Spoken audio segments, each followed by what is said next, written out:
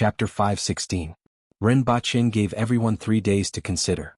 As for joining the rearguard commandery, a spirit wheel expert would start from a Jianghu, an earth wheel expert would start from a Baihu, and a man wheel expert would start from a Zongqi.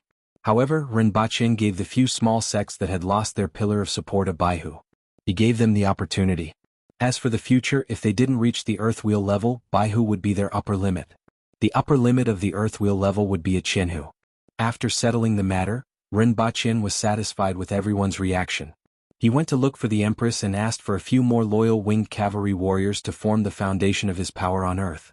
After all, the previous incident had made him realize that without his own power, it wouldn't be easy to do many things. Furthermore, Earth would always be his base camp, and he couldn't wait any longer to establish his power on Earth. Subsequently, he selected the 3 fiercest-looking winged cavalry warriors from the dozens of fierce-looking men. Aboriginals generally looked very fierce, and the winged cavalry warriors were even more so. On one hand, they had a murderous aura and demeanor, and on the other hand, they had all kinds of scars. These 3 were the kind of people that would make people turn around and run when they saw them from 100 meters away. They had fierce-looking faces, knife scars, bald heads, and murderous gazes. They were 1.8 meters tall and weighed more than 150 kilograms, which was more than half the weight of Tyson. Ren-Ba-Chin felt that if he saw such people on the streets in the past, he would definitely hide at least 100 meters away. As long as they had a tattoo of a little red sunflower on their foreheads, humans and animals wouldn't come near them. He let the Empress take a look at the 3 people he had chosen. After having dinner with the Empress, he called them over again. "Stand there and hold each other's hands. Don't move," Ren-Ba-Chin said. Although the 3 were baffled, they still followed his instructions. Ren-Ba-Chin stood there while the 3 fierce-looking brothers held hands. The scene was really beautiful. "Stand there and don't move," Ren-Ba-Chin reminded them again and then placed his hand on one of their shoulders. The air around them was somewhat distorted. In an instant, the scene in front of them changed from darkness to light. The 3 of them looked around and were instantly dumbfounded. The moon, the courtyard, and the house were all gone. They were in a luxurious room that they had never dreamed of. The floor was made of jade, and the surrounding walls were made of unknown materials. Even without using their brains, they knew that they were not ordinary materials. Furthermore, there were many strange things around them. "Principal Ren, this is?" The 3 of them looked around in bewilderment. "Paradise." Ren-Ba-Chin looked at the expressions of the 3 of them and casually made up a story. "Where is the fairyland?" "God realm." Ren-Ba-Chin immediately corrected himself. These Dayo people had the concept of gods, but they didn't have the concept of immortals. "Seren, why are you scolding me?" That winged cavalry warrior looked aggrieved. "Get lost." Ren-Ba-Chin was amused by his stupidity. "This is another country. It's very far from Dayo and can only be reached by relying on a hearthstone," Ren-Ba-Chin said. "Oh." The 3 of them nodded as they looked around curiously. In their hearts, since Ren-Ba-Chin was the one who brought them here, he would naturally bring them back. Not everyone had the opportunity to go abroad. They had to take a good look so that they could brag about it when they returned. "Sir Ren, what's this?" "Television." "What about this?" "Air conditioning." "What about this?" "Go sit at the side and wait for me to change," Ren-Ba-Chin said impatiently. He left the 3 of them downstairs and went upstairs to change his clothes. However, before he could finish changing, he heard the sound of something being smashed downstairs. After he changed his clothes and went downstairs, he saw that the glass on the side of the sofa had been smashed into pieces. "Who smashed my glass?" Ren-Ba-Chin glanced at the 3 of them. "This is called glass? I thought there was nothing." One of the winged cavalry warriors rubbed his head and said in a muffled voice. The other 2 nodded and said, "Indeed, there doesn't seem to be anything." Ren-Ba-Chin shook his head. This bunch of idiots. He reckoned that it would take a lot of effort to teach them about Earth. Perhaps he should find them a tutor. "Sit down. I'll tell you about the situation." Ren-Ba-Chin pointed to the sofa. Creak. As the 3 of them sat down, the sofa began to creak. Boom. The 3 of them reacted quickly and jumped up the moment the sofa collapsed. "Sit on the floor." Ren-Ba-Chin shook his head helplessly. "Didn't Her Majesty say to listen to me?" Ren-Ba-Chin sat on the sofa and said faintly, "Yes. If Principal Ren has any instructions, we will listen." The 3 of them immediately got up from the floor and cupped their hands. "Sit. This place is different from Dayo." Ren-Ba-Chin waved his hand. "This place is very far from Dayo, so far that it will be difficult to reach in a lifetime. You have to use a hearthstone to go back and forth. I've already said this before. What I'm going to say next is that you will be living here from now on. What about the army? What about Her Majesty? The three of them were shocked and jumped up from the floor again. Sit down. This is Her Majesty's temporary imperial residence, so someone naturally needs to guard it. Ren Baqin pointed to the floor. The three of them immediately understood. It won't just be the three of you. There will be other people arranged. There will be a rotation in the future and someone will come to replace you at a certain time. Then you can return to Dayo, Ren Baqin said. The people selected this time weren't married, so they naturally didn't have any concerns. Furthermore, the Aboriginals had a long lifespan, so 10 years wasn't a problem for them. In fact, they had been here for 10 years but only 3 years had passed in Dayo. After hearing Ren Baqin's words, the three of them immediately relaxed. Wasn't it just guarding? Although they were only responsible for killing people in the past, they had to obey Her Majesty's instructions. This place is very important, very important. It's hundreds, thousands and tens of thousands of times more important than places like Great Xia and the Yun Nation. You will slowly understand this in the future. Therefore, Her Majesty has arranged for you to come here because she trusts you and hopes that you can do a good job. Ren Baqin had an expression that said that the party and the country had entrusted this important task to them. Sir Ren, don't worry. We will never let an enemy leave alive. Anyone who dares to violate this place will be killed without mercy. The three of them were greatly moved and immediately guaranteed. You are not allowed to kill. Later on, I will tell you when you can and can't kill, Ren Baqin said with a toothache. Ren Baqin spent the whole afternoon explaining the general situation on Earth to the three of them, but he wasn't sure how much they could remember. Later on, I will find a teacher for you.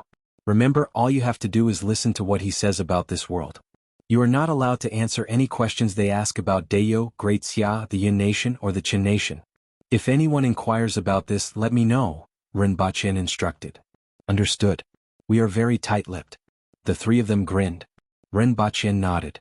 He still believed in the winged cavalry on this point. He then made a phone call and ordered dinner for 60 people. Ren Baqin fully believed in the appetite of the three of them. Then he called Shin Feng and asked him to prepare a few extra-sized clothes for Fatty. At the same time, he also asked him to bring a tailor over tomorrow. The three of them sat on the ground in front of the television and watched the atomic bomb explosion cautiously. Sure enough, whether it's for the Empress or for them, only the atomic bomb is the way to go. Ren Baqin couldn't help but laugh when he recalled how the Empress looked when she watched the atomic bomb. Everything that happened when the Empress first came here was worth recalling.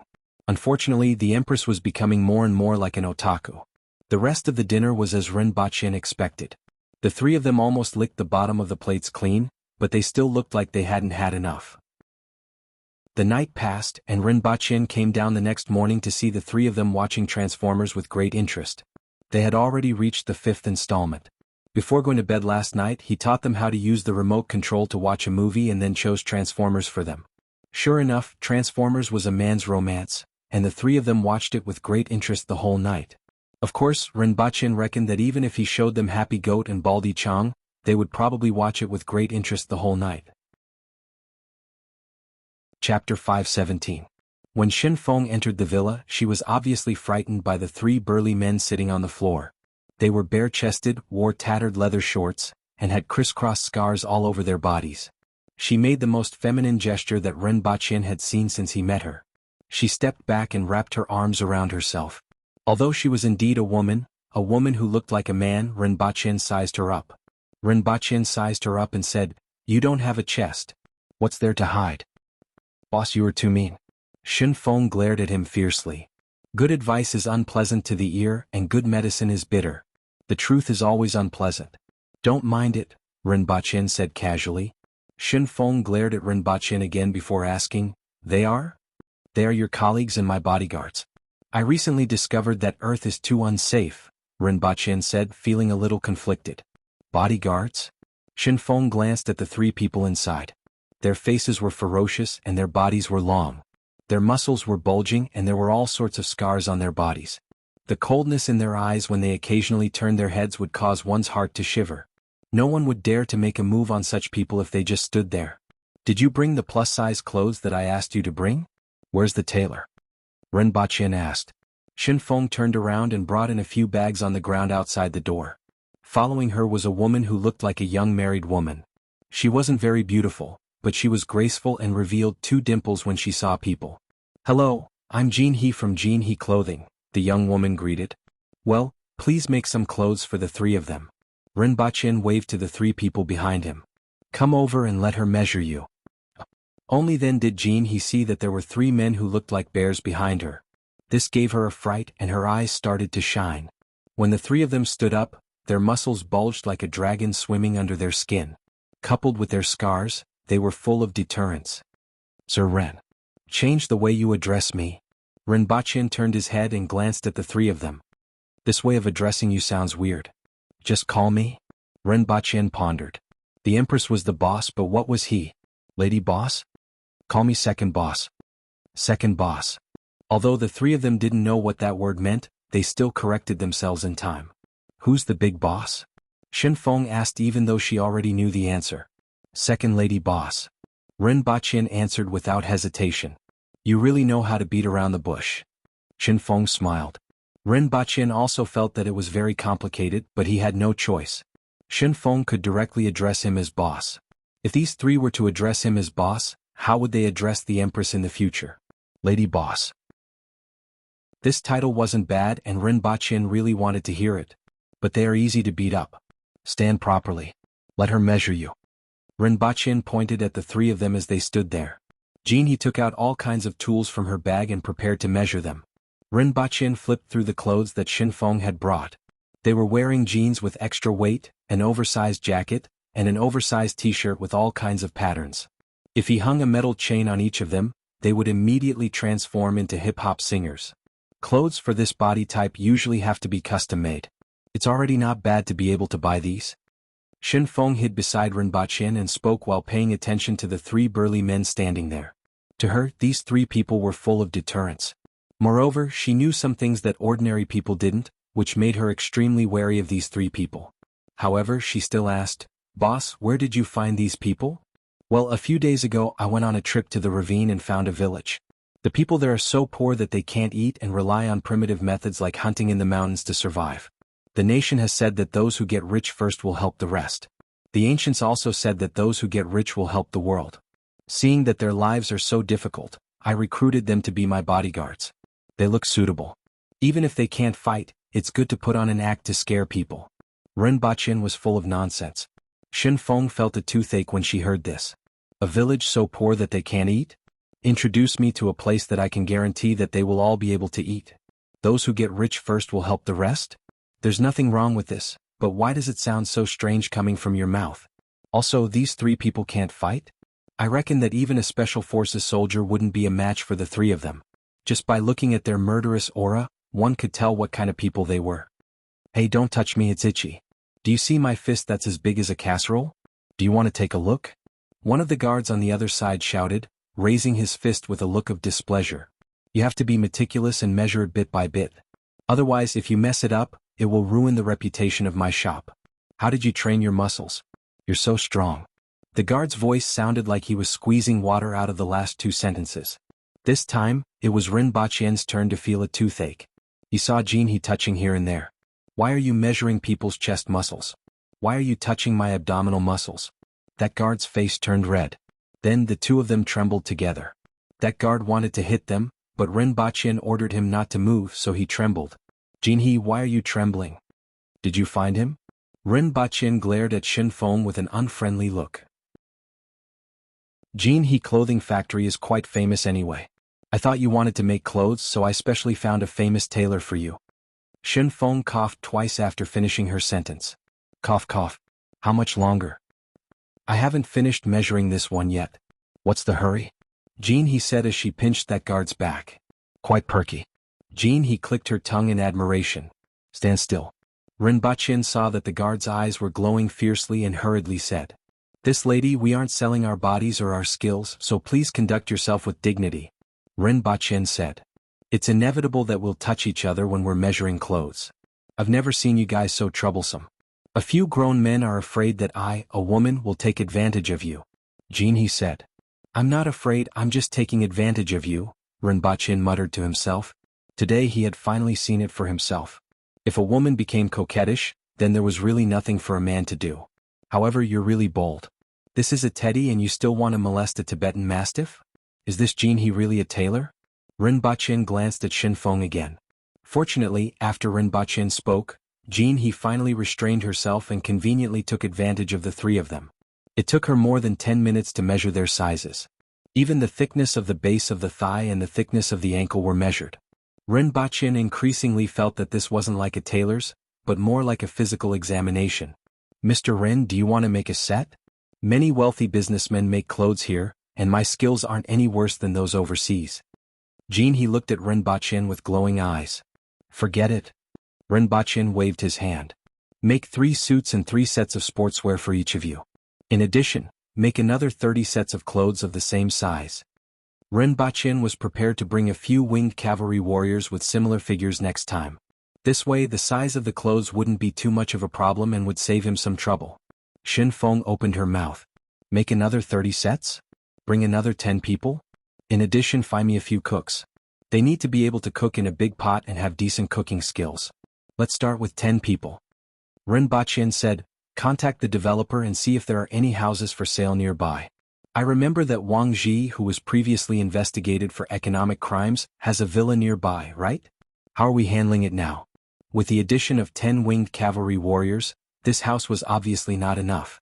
Rinpoche was going to find a villa nearby to use as a dormitory. As for money, he could get a loan anyway. Since he wasn't spending his own money, he naturally wouldn't feel bad. Chapter 518.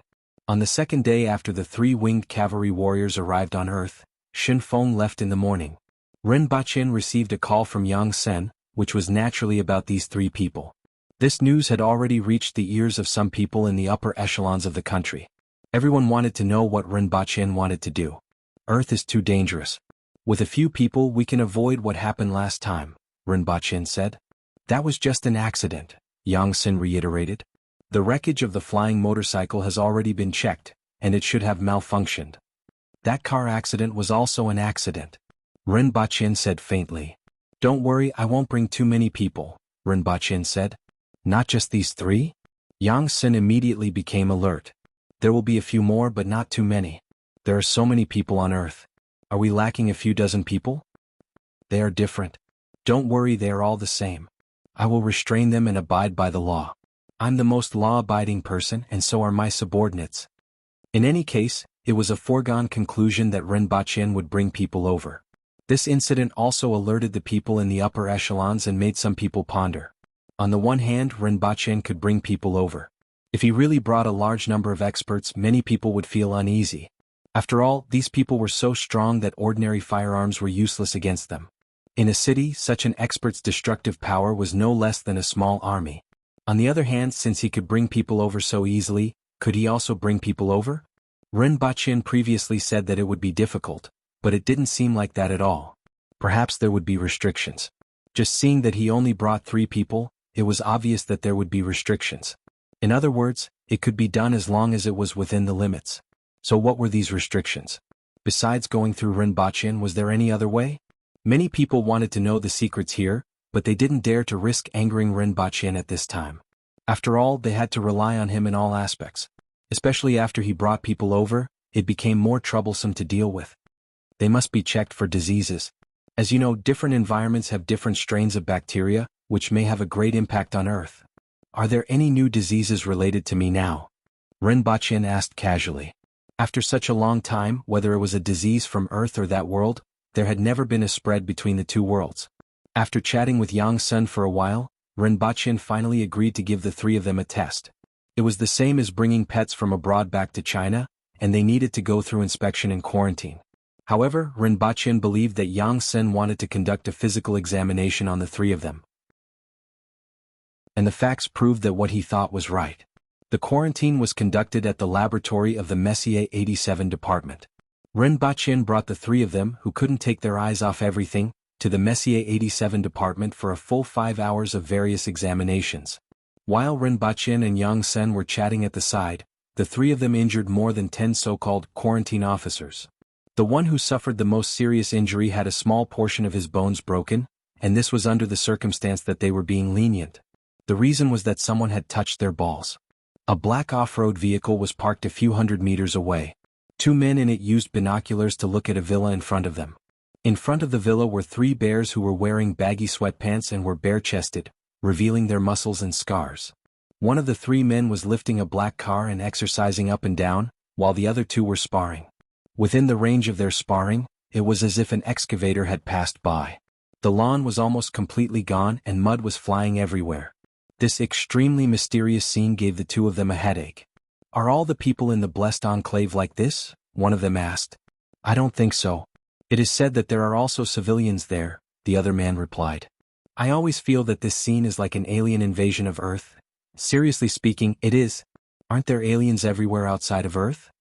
The two of them observed the movements there while communicating with each other. "Is the blessed enclave considered Earth or an alien planet? I feel that the blessed enclave might be on the other side of Earth. Behind us is the United States."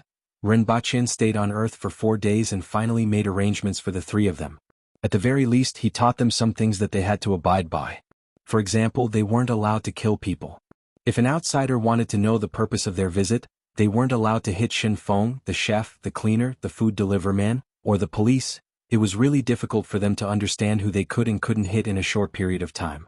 In the past few days, he had also recruited 5 tall and strong chefs. After all, chefs who could stir-fry in large pots were generally of good physique. Although they looked quite strong compared to the three of them, they were probably like a husky and a Tibetan mastiff. After tasting the food, Rinpoche felt that the taste of these chefs was just passable. The advantage was that they could still taste passable when stir-frying in large pots. This was very important. This level of taste was enough for the winged cavalry warriors. As for a house, they hadn't found one yet, so the three of them could only sleep on the floor in the living room. However, this didn't matter to them. Sleeping outdoors was a common thing, let alone sleeping on a jade floor. Until now, the three of them still firmly believed that the floor was made of jade. "Let me remind you again that this place is different from Dayo. You aren't allowed to kill people here. If they aren't enemies, you aren't allowed to hit them, especially the chefs. You aren't allowed to use the chefs as fitness equipment," Rinpoche said sternly. "Also, I will find a teacher for you in the afternoon and evening. Don't hit him. Don't hit him. Don't hit him. Don't threaten him. If he asks you anything, just say that you have been living in the mountains and don't know anything. Don't worry, second boss." The three of them pounded their chests with their fists, making drumming sounds. Rinpoche was worried that their hearts would jump out of their throats if they punched them. "That's all. I'm going back to accompany Her Majesty. Sir Ren, ask Colonel Li to help me tell Jianghu from Jianghu Pavilion that I can only visit her in a few years." One of the winged cavalry warriors scratched his head. His name was Li Zhe. Li was a small surname in Dayo, and Rinpoche hadn't seen many of them. Other than him, he had only seen Colonel Li, Li Tanhua. "Don't worry, I will find a good family for her." Rinpoche sneered. "Oh, that's good too." That winged cavalry warrior scratched his head. "She is already married. I will find someone else when I get there." Rinpoche sighed. Sometimes talking to this bunch of idiots was like punching cotton. The next second, he disappeared into thin air with the big and small bags beside him. Some of them were skunk bombs, some were students' exam papers, and some were binoculars and infrared detectors. He also asked for some energy detectors, which were the ones that Yang Sen had brought over previously. However, he could only get them the next time he came back. Is he really gone? The 3 winged cavalry warriors saw Rinpoche disappear into thin air and reached out to touch him, only to feel empty air. "That's amazing. That hearthstone must be a great treasure. By the way, how will the patrol be arranged?" Sir Rin didn't say. "One-on-one. The loser will have to patrol at night. I'm hungry. Let the chef cook. We will fight after dinner. Yesterday's red braised pork tasted good. I exercised a little today, so I feel like I can eat more. Let him cook more." The 3 of them were only slightly surprised for a moment before they focused their attention on eating. Sir Rin seemed to have mentioned that someone called teacher was coming. "What does he look like? Ask if anyone comes later. If he is, then stay. If he isn't, then beat him out." In the afternoon, the 3 of them had just finished their 3-hour lunch and were reminiscing about the delicacies when the doorbell suddenly rang. "Who is it?" A winged cavalry warrior opened the door and looked outside with a fierce look. Sorry. My name is Ran. I made an appointment with the owner of this house. He said he was looking for a private tutor." A bespectacled young man stood outside the door. When he saw the burly man looking at him fiercely, his legs immediately went soft.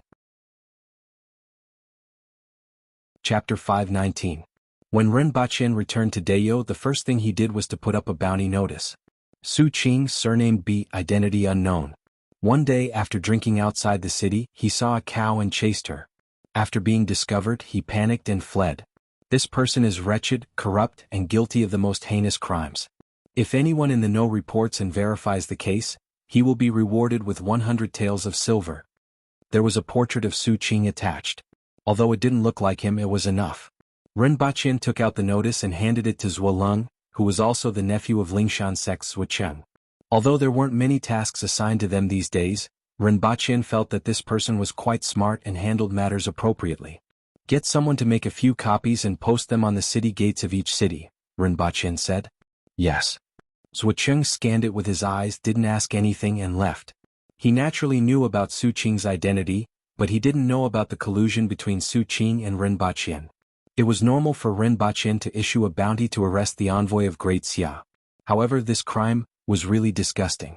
If he were to be accused of such a crime, he would probably want to die. Half a day later, the bounty notice was posted in important places in Jianghu City. After that was Wu City. After that, this wanted poster that filled people's imagination was quickly pasted to the surrounding cities. Many cities had just posted the notice and it attracted a lot of onlookers. After all, these cities were currently in the hands of the Aboriginals. Although there were people who comforted them, they were still anxious and didn't know what would happen in the future. Therefore, as soon as the notice was posted, it was immediately surrounded by people who wanted to see what was written. What does it say? I don't know. There's a portrait and it looks like a bounty notice. No matter where one was in this world, illiterate people were the majority. Cough cough. A middle-aged man wearing a patched robe walked into the crowd. He coughed, and the people around him immediately made way for him. There was no imperial examination in Tianjin Basin, and there were no channels for promotion.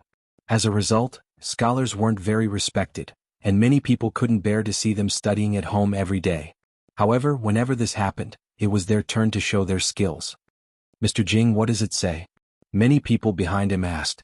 Mr. Jing's face showed satisfaction. His most glorious time was every time when he was like this. When he saw the contents of the notice, the corner of his mouth immediately twitched, and then he flew into a rage. There's actually such a person. It was a heinous crime.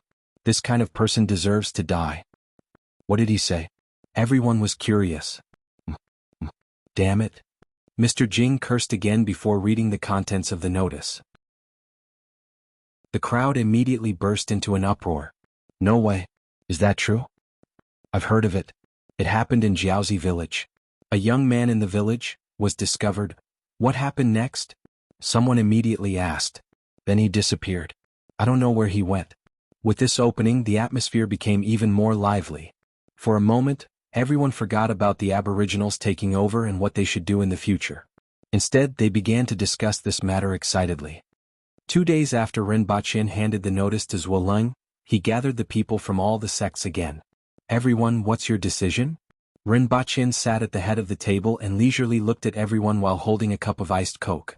Sir Ren, I'm willing to join, someone immediately stood up and answered. Me too. I'm willing to serve Dayo. Ren Baqin's gaze paused on the person who said that he was willing to serve Dayo. This person was a little clever, but that was all.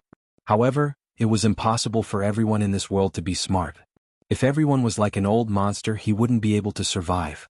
Ren Baqin remembered that there were about 40 Earthwheel experts who were willing to join. This meant that apart from the people from the hidden village, more than half of the remaining 63 Earthwheel experts were willing to join. Every sect had one. However, Ren Baqin also noticed a problem. Most of the sects left one person behind. After thinking for a while, Ren Baqin understood that they didn't want their sects to completely become vassals of the imperial court. The person who was left behind to carry the burden. This included the Lingshan sect. As for the Golden Ring residents, except for Painting Fairy, the remaining 4 Spirit Wheel experts all spoke up. Even Zhan Changkong was the same.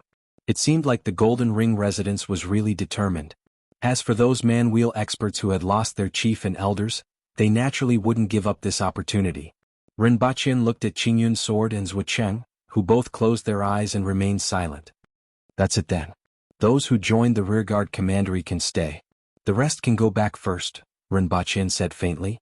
After a while, the courtyard was half empty, and only about 60 people remained. Congratulations to everyone for making a wise choice. Ren Baqin placed the coke on the table and raised his voice. You are the first batch, the easiest batch to join and also the batch with the most opportunities. In the future you will be working for the Imperial Court and Her Majesty. Therefore, no matter what happens, as long as you abide by the laws of the Rearguard Commandery and Dayo, the Imperial Court and Her Majesty will support you. At the very least, I will be your backing. I don't know what you want. Maybe it's money, maybe it's power, maybe it's women, maybe it's treasures. Ren Baqin looked around at everyone and then said forcefully, Sure. As long as you do what you should do. I don't need to say anything else. If you need various kinds of medicinal herbs, as long as they are available in the 60,000 mountains, you will have the opportunity to get them. At least in a few years, you will be able to say goodbye to your former selves. The Rearguard Commandery implements 2 distribution systems. One is your salary, which is easy to understand. At the same time, everyone has a fixed amount of medicinal herbs to purchase. What Ren Baqin said at this moment was what everyone wanted to hear the most. Power and beautiful women didn't mean much to most Earthwheel experts, but the quota to purchase medicinal herbs was what they needed the most. Sir Ren, how many medicinal herbs will be purchased? You can write down the items you need and hand them in. After that, the quota will be determined according to the function, rarity, and value of these medicinal herbs. At the same time, I have another important news to inform you. Just now, I said that there are 2 distribution systems. The most important is the second system, which is the point system. No matter what mission you do, you will get points. The more dangerous the mission, the more points you will get after completing it. As for points, you can exchange them for things that you can't buy even if you have money. For example, heaven-grade weapons. I think everyone wants them, right? Ren Baqin smiled at everyone. Everyone immediately became spirited. For example, secret manuals. Whether they are passed down from the Hao Nation, Great Xia, the Yun Nation, or even the various sects. As soon as Ren Baqin said this, everyone's faces suddenly changed. Many of them were ecstatic, but many of them looked gloomy. Sir, this must not be done. Someone immediately stood up and objected. He couldn't care less about offending Ren Baqin. The martial arts of a sect were the foundation of a sect. How could it be passed on to outsiders? Ren Baqin had already expected this reaction and naturally had a countermeasure. Don't worry. Each of your sects can choose 3 core martial arts manuals and submit their names to me. They will only be placed in the Royal Library and will not be included in the points exchange list. Furthermore, the martial arts exchanged for points must not be passed on to others. Otherwise, regardless of whether it is the imparter or the learner, they will be killed without mercy. Ren Baqin's words made those people's faces ease up. In addition to heaven-grade weapons and secret manuals, there are also treasures. Some rare treasures will also be included in the points exchange, such as Kirin blood, the blood of a true dragon. Ren Baqin thought of the husky in the pond in the palace. Back then, the 7th prince of Great Xia used the blood of a true dragon to exchange for its essence blood, right? Although it was useless to him, it should be of great use to some people. Furthermore, this was just an example. If someone really needed it, they could just give it some blood. In any case, it was such a big lump that occasionally giving some blood was beneficial to its health. Sir Ren, are you serious? Upon hearing this, many people couldn't sit still and immediately stood up. Whether it was heaven-grade weapons or secret manuals, there would always be a chance if they put in more effort. However, some treasures really couldn't be obtained anywhere. Just these 2 things that Ren Baqin mentioned were enough to make many people desperate. Of course. Ren Baqin laughed. There are 7 drops of the blood of a true dragon in the palace. This is the essence blood found on the corpse of an ancient true dragon, not the little worm in the pond in Great Xia. In addition to these, there are also the cloud crystals. Other rare treasures will gradually be included in this list, Ren Baqin added. This time the rest of the people couldn't sit still anymore. If treasures like the blood of a true dragon and the blood of a Kirin were only needed by a small number of people, then everyone needed the cloud crystals. This precious mineral was obtained from the stomach of the flower eagle when Ren Baqin returned from the iron mine in Mount Lupan. As long as a little bit of it was added during the forging of a weapon, the weapon would be filled with spirituality. Could be said to be a dream come true for everyone. Most importantly, this kind of thing was also very useful when a spirit wheel expert was condensing a heaven-grade weapon. Even if the cloud crystals couldn't move them, as Ren Baqin had mentioned, other rare treasures would gradually be included in the list of items that could be exchanged. There would always be something that people would risk their lives for. As soon as Ren Baqin explained the point redemption system, Everyone couldn't sit still anymore. All of their faces were filled with excitement. Rinpoche was also very satisfied with everyone's reaction. This way the temptation he gave them was great enough, and he wasn't afraid that they wouldn't work hard. As for the points that could be exchanged, well, this was good enough to look at. Although it wasn't unattainable, it would still be difficult for even a spirit wheel expert to achieve it. If it was an ordinary mission, it would probably be impossible to achieve it in a lifetime. It would only be possible if one completed many more difficult missions. If someone could really achieve it, such a person would be valuable enough for Rinpoche to use rare treasures to win him over. Chapter 520. There were a total of 47 Earth Wheel experts and 11 Man Wheel experts who had become members of the Rearguard Commandery. There were 58 Baihu experts. The 11 Man Wheel experts were all sect chiefs or elders who had died in the investigation of the Wang estuary. Rinpoche gave them some privileges, which could be considered as a favor to the descendants. At the same time, Rinpoche gave each of them a quota of 22 people. They were divided into 2 small banners and 20 tiki. As for the commander, the position was left empty as it was necessary to leave something for others. The positions of small banners and commander generally required the strength of a man-wheel expert, and the highest a man-wheel expert could reach was the position of a commander. Below the small banners were the tiki, which was considered the foundation of the Rearguard Commandery. Below the tiki there was a group of non-staff personnel called the strongmen. After all, the goal of the Rearguard Commandery wasn't only to fight and kill, but also to monitor the local area. At this time, the Rearguard Commandery has just been established, so everything is simple. You'd better choose carefully among the slots I'm giving you. Don't just shove anyone in. After all, these people are your subordinates and will work for you. Their ability will determine whether you can do things well in the future and determine your future prospects. In addition, you can also recruit some strongmen to assist the tiki, act as informants, or do other chores. Those who are above the tiki are considered officials, and the imperial court will naturally pay them a salary. As for the strongmen, you will need to think of a way to recruit them. Go back and prepare now. Come to me in 3 days to collect your tokens. After Rinpoche explained everything clearly, he let everyone leave. After everyone left, Gongzheng scratched his head and asked, "Sir, does the imperial court have money? Didn't you just rob a fortune from Great Xia? When I came here, I heard that Great Xia and the Yun nation have cut off our salt supply. The officials in the imperial court have used that fortune to buy salt," Gongzheng said. Rinpoche nodded. He had also heard about this. After all, the Empress would receive news from Gu City every 2 or 3 days and would occasionally tell him about it. The difficulties are only temporary. After we conquer the Yun nation, you can even take a salt bath if you want. Rinpoche smiled. I want to see the sea. I heard that there are big fish in the sea that can feed a person for a lifetime. It's like a piece of land when it floats to the surface of the sea, said Gongzheng with a grin. I want to see it too. Even though Rinpoche felt that he was talking about whales, he couldn't say for sure. The animals in this world were larger and more ferocious than those on Earth. For example, pandas ate bamboo on Earth because of the environment. In this world, they ate bamboo because they were at the bottom of the food chain. Other than eating bamboo, they probably couldn't even beat a rabbit. If it's like this on land, then the marine life in this world should be even more spectacular. That night, Rinpoche and the Empress were enjoying the shade in the courtyard. When they heard a guard report that someone who claimed to be an old friend was here to see Rinpoche, they knew that the person they were waiting for had arrived. He asked someone to bring him to the front hall. Sure enough, it was Su Qing. When Su Qing saw Rinpoche, his face started to twitch. His facial expression alternated between black and green as if he had eaten a mouthful of hot feces. In fact, his experience was no different from eating a mouthful of hot feces. When he saw the arrest warrant, he almost spat out a mouthful of blood. He even had the thought of fighting Rinpoche to the death. If this matter were to spread back to Great Xia, he would really become a laughingstock. He was a famous handsome man in Great Xia. Many girls in the brothels were jealous of him for a second look.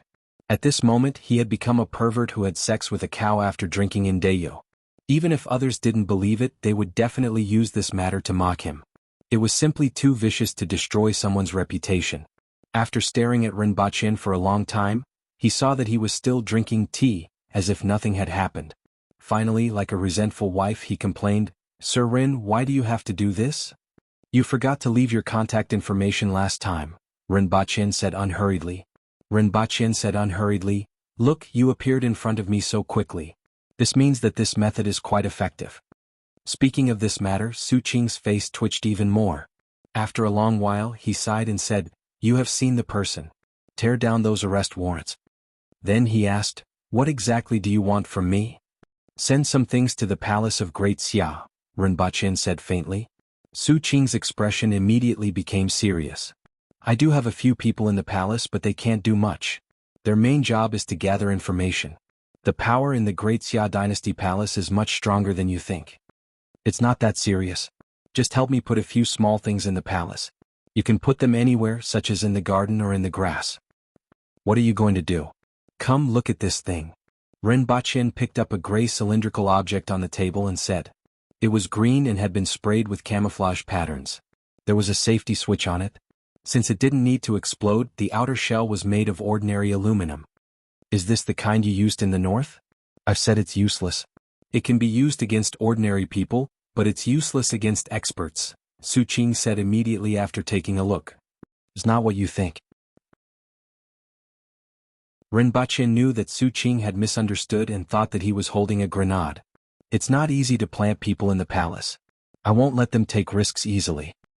Let's go out of the city. I'll show you." Rinpoche called out to Shirhu, who was outside, and went to the backyard to get Lin Xiaola, who was sleeping soundly. She even bid him. "Take this and throw it as far as you can," Rinpoche said to Shirhu. "Okay, I'm familiar with this thing." Shirhu was elated when he saw the thing in Rinpoche's hand. He had used it many times in Liao City, although this one was a little different. "Retreat." Rinpoche handed the thing to Shirhu, turned around and ran back. Su Qing was puzzled. As far as he knew, this thing wasn't very powerful, but he still followed Rinpoche and ran. Lin Xiaola was sitting on the ground yawning. She looked around and landed beside Rinpoche in a flash. Shirhu was left standing there with a silly smile on his face. He turned to look at Rinpoche, rubbed his head, removed the safety ring and weighed it in his hand. Based on his experience, this thing would explode in a few breaths' time. He didn't know why Rinpoche was running so fast. The next second, his face turned green, and a pungent smell that made it hard for him to breathe filled his nostrils.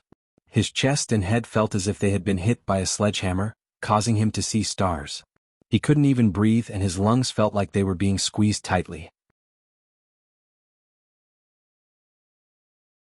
Chapter 521. Don't come over. Rinpoche's face changed when he saw Shirhu running in his direction. He quickly pointed in another direction and shouted. He had a deep understanding of the persistence of this stench. Shirhu had just come over, and even if he was closer to Rinpoche, he would still be covered in the stench. Rinpoche would never forget the previous experience. As such, he quickly shouted when he saw Shirhu running in his direction. However, it was too late by the time he shouted. The speed of an earth wheel expert wasn't something he could compare with, even if he had a head start of 100 meters. Shirhu swept past him like a gust of wind. With a wave of his sleeves, he did not take away a single cloud, only leaving behind a stench that made people want to faint. Rinpoche's face immediately turned green. "Wretch! Wretch!" Rinpoche quickly ran to the side to vomit, and Lin Xiaola had already run away as if she had seen a ghost. Only Su Qing, who didn't know what was going on, suddenly smelled the smell of old feces that had been sealed for 100 years mixed with something else. It made his chest tighten and his vision blacked out. He suddenly staggered and almost fell to the ground. "Wretch! Wretch!" Rinpoche and Su Qing vomited on both sides. "You want me to bring this thing to the palace?" "Wretch! This is just the aftermath. It's not even a tenth of its true power. Go to the center and smell it." "Wretch! You are crazy. You just want to discuss Xia Bailong, but you don't have to do this, right?" "Wretch! I prepared 1,000 of them for Xia Bailong. As long as you can put them all in the palace, I guarantee that Xia Bailong will immediately move the capital." "Wretch!" The two of them retched for a long time before recovering a little and gathered together to talk. As a result, when they stood together, both of them showed a look of disgust. As they stood together, the stench became even stronger. "Your request is impossible. Even if you bring this thing into the palace, it will be discovered immediately if you use it." Su Qing pinched his nose and looked at Rinpoche with an ashen face. He looked at Rinpoche as if he was looking at Ultraman. The things that could explode on the battlefield with Great Xia were created by him. There was also the poisonous gas from before. Now he made this thing. This person was really unusual. Thanks to him, Rinpoche suddenly realized that sometimes, the stench was more deadly than the poison. "I have a way to make this thing explode on its own at a predetermined time." Rinpoche's face turned green. He pinched his nose and stood there with a look of disgust. He didn't forget to fan the air with his hands even though it was useless. Is it reliable? Su Qing asked with a frown. If that was the case, it would still be feasible. I can at most extend it for 24 hours, but that would be too easy to be discovered. It would be best to extend it for around 2 hours. What is your purpose in doing this? 1,000 of these things releasing their stench at the same time. Don't you think Xia Baichong's expression will look good? He gave me so much trouble, so a little revenge can be considered reciprocation. And after this I will tell him that I did it. He won't be able to take this lying down and will send troops. At that time your opportunity will come, Rinpoche said. Although Deyo was already fighting on 2 fronts, he wasn't worried. Almost all of Great Xia soldiers who could fight were dead. Now, only a small number of soldiers were left in the country, as well as the ones stationed at the border of the Yun nation. Hongwu didn't feel too much pressure.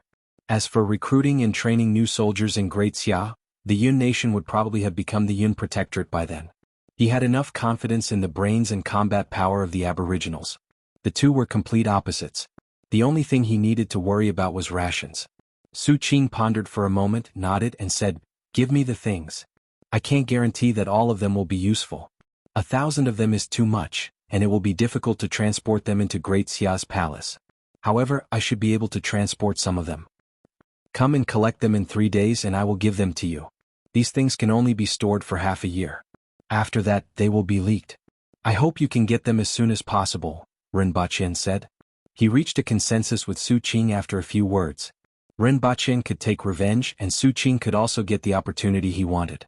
He had no reason to refuse. "By the way, you said that the people in Great Xia's palace are very strong. As far as I know, there are only a few spirit wheel experts in Great Xia, right? It's not as simple as it seems. A spirit wheel expert has a lifespan of at least 200 years. The royal family of Great Xia has been looking for talented young people and has accumulated a lot of strength over the past few hundred years. As far as I know, there are at least 8 spirit wheel experts in the palace, and at least 3 of them have condensed heaven-grade weapons." Rinpoche nodded thoughtfully. 8 spirit wheel experts weren't even comparable to Tianjin Basin. However, this was only the palace. If the entire Great Xia was included, there would be at least 100 spirit wheel experts. The more people there were, the more experts there would naturally be. Fortunately, most of the spirit wheel experts occupied their own territories and ignored Xia Baichong. "Come and find me in 3 days." Rinpoche nodded at Su Qing and turned to walk toward Jianghu City. "Stay away from me. I will give you half a month off. Don't let me see you during this time." Rinpoche's face immediately turned green when he saw Shihu approaching him. Shihu looked aggrieved. "Wasn't he the victim here? Who told you not to make it clear?" He thought it was the same thing as in Liao City. On the way back to the residence, people and animals scattered everywhere they passed. Zuolung and the others saw Rinpoche return and came over to greet him. However, their expressions immediately changed and they took a few steps back. They were too familiar with this feeling. Those days simply made them want to die. "Greetings, Sir Ren." The 6 of them were reminded of the tragic memories of those days, and their expressions became extremely strange. "It's all right. Step back." Rinpoche waved his hand and walked across the courtyard to the Empress's door. She was still watching a television series. "Your Majesty, I just met Su Qing and he has agreed. Xia Baichong has given us so much trouble and we can finally return the favor." Rinpoche stood in front of the door and smiled. The Empress turned to look at him and rolled her eyes. Her charming and moving gaze made Rinpoche's heart restless. "Why are you standing so far away? I'm afraid that your Majesty will dislike me. Why are you so weird today? Come over." The Empress didn't take it seriously. "I'll go over then." Rinpoche was a little dispirited as he strode into the house. However, just as he took 2 steps in, the Empress frowned, and her expression changed drastically. She struck out with her palm, and Rinpoche felt his body fly backward uncontrollably. "Your Majesty, you said that you won't dislike me. You didn't say that your body stinks." The Empress said with a cold face, "Why are you covered in it again?" Rinpoche felt that he was quite unlucky and told her what happened just now. "Oh, I see that you have been working too hard these days, so I'll give you a few days off. Go back to Earth and rest for a few days," the Empress said.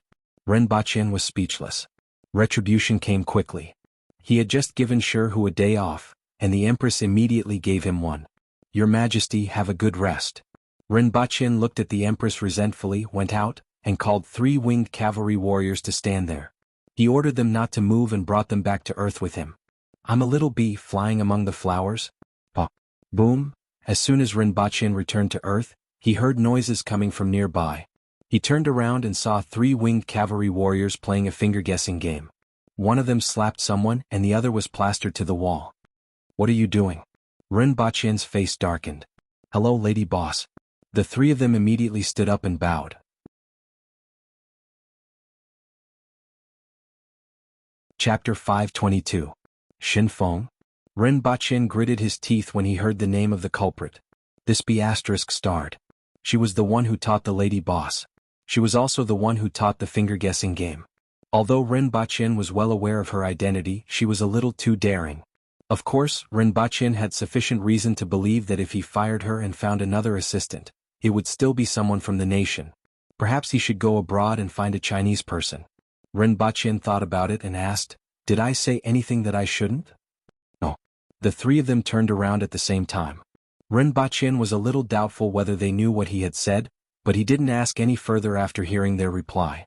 He went upstairs, changed his clothes and called Shinfeng. Where are you? Come to my place.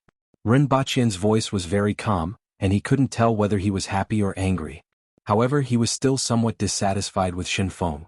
Although she had been doing a good job recently, he wasn't happy to hear her try to get information out of her. I want to resign. Shinfeng shouted at Rinpoche as soon as she answered the call and immediately hung up. Rinpoche was stunned. What was wrong with Shinfeng today? He hadn't caused any trouble for her yet, but she actually dared to say that she wanted to resign? She even hung up on him? Before he could figure it out, his phone received 3 photos in a row. They were 3 selfies of Shinfeng. He saw a bald, angry and wearing a patient's uniform. Was it a pig's head? His eyes had become slits and one side of his face was completely swollen. He didn't know what kind of medicine was applied on it. His hair was shaved and his head was wrapped in bandages. The background should be a hospital ward. The other photo showed his arm in a cast. Shinfeng then called again. Did you see that? Look at what your B** starred has done. I'm not doing it anymore. I'm not doing it anymore. Whoa. Perhaps it was because she was thinking about her tragic experience, but Shinfeng actually started sobbing. This was quite rare. After all, she always had a very cold and neutral image and it was rare to see her so emotional. It turned out that she was still a woman. Rinpoche was a little puzzled. Was this caused by the 3 idiots below? Have a good rest first. I'll give you a month off. He hung up the phone, ran downstairs, and saw that the 3 winged cavalry warriors who had arrived earlier were showing off to the other 3 about the things in the room. Did you guys beat up Shinfeng? Rinpoche asked with a black face. How many times have I reminded you? No. The 3 of them shook their heads in unison. Not yet? Rinpoche looked at the selfie that Shinfeng had sent and asked, how did she become like this? Play little B. She's the one who suggested it. You can't blame us, the 3 of them immediately said. Rinpoche suddenly thought of the scene he saw when he just returned. You guys play one more round. B. Fly among the flowers. The 3 of them used rock, paper, scissors at the same time and then, pa! The other 2 slapped one of them to the wall. That's it. She suggested it. I didn't expect her to be so fragile. As expected, Rinpoche was a little speechless. Shinfeng brought this upon herself, right? A sin caused by heaven could be forgiven, but a sin brought upon oneself was the hardest to bear. Rinpoche thought for a while and warned, don't miss your patrol. If anything happens to Her Majesty's temporary imperial residence, no one can protect you. This wasn't Dayo and he wasn't prepared to let these people behave like they were in the military. Speaking of which, as long as it wasn't during war, they would probably behave the same way in the military. Understood. The 3 of them were originally worried that Rinpoche would reprimand them, but they were overjoyed when they heard this. How's your learning these days? Rinpoche asked. Those chefs are good people and I learned a lot from them, the 3 of them said. Chefs. Where's the teacher I found for you? Rinpoche was puzzled. I didn't see the teacher. Didn't come? Rinpoche took out his phone and looked at it. Sure enough, there were 2 calls from the tutor he found previously. He immediately called back. Then the other party immediately hung up. Rinpoche's face immediately turned black. What was going on today? He called again. This time the other party picked up and said rather coldly, Sir, what else do you want? Why didn't you show up at the appointed time? Are you serious? I went, but I was chased away. Although I'm not as rich as you, there's no need to tease me, right? I'm just a student and I'm not used to these things. After finishing his sentence, he hung up the phone. Who came after I left? Ren Baqin turned to look at the winged cavalry warriors and asked with a black face. There was a skinny and weak little guy who said he was a tutor. Sir Ren, you instructed us to chase him away except for the designated people. So I chased him away. Ren Baqin was speechless. I'm not angry. I'm not angry. I'm not angry. Ren Baqin muttered as he held his head. If he were to get serious with these idiots, he would lose. The three of you can tell them about it first. Ren Baqin waved his hand, drove to the entrance of the university, and stuck a piece of paper on the car window. Looking for a tutor with an hourly salary of 200 yuan. Requirement, honest. Many people saw this scene and immediately became interested. An hourly salary of 200 yuan was considered pretty good for part-time students. A one-on-one high school student's hourly salary was generally only about 100 yuan. Needless to say, Ren Baqin wasn't looking for a 985 university, but a 211 university. However, Ren Baqin didn't specify primary, secondary, or high school, and he didn't specify any subjects. This made people feel a little uncertain. Some people even suspected that he was a scammer.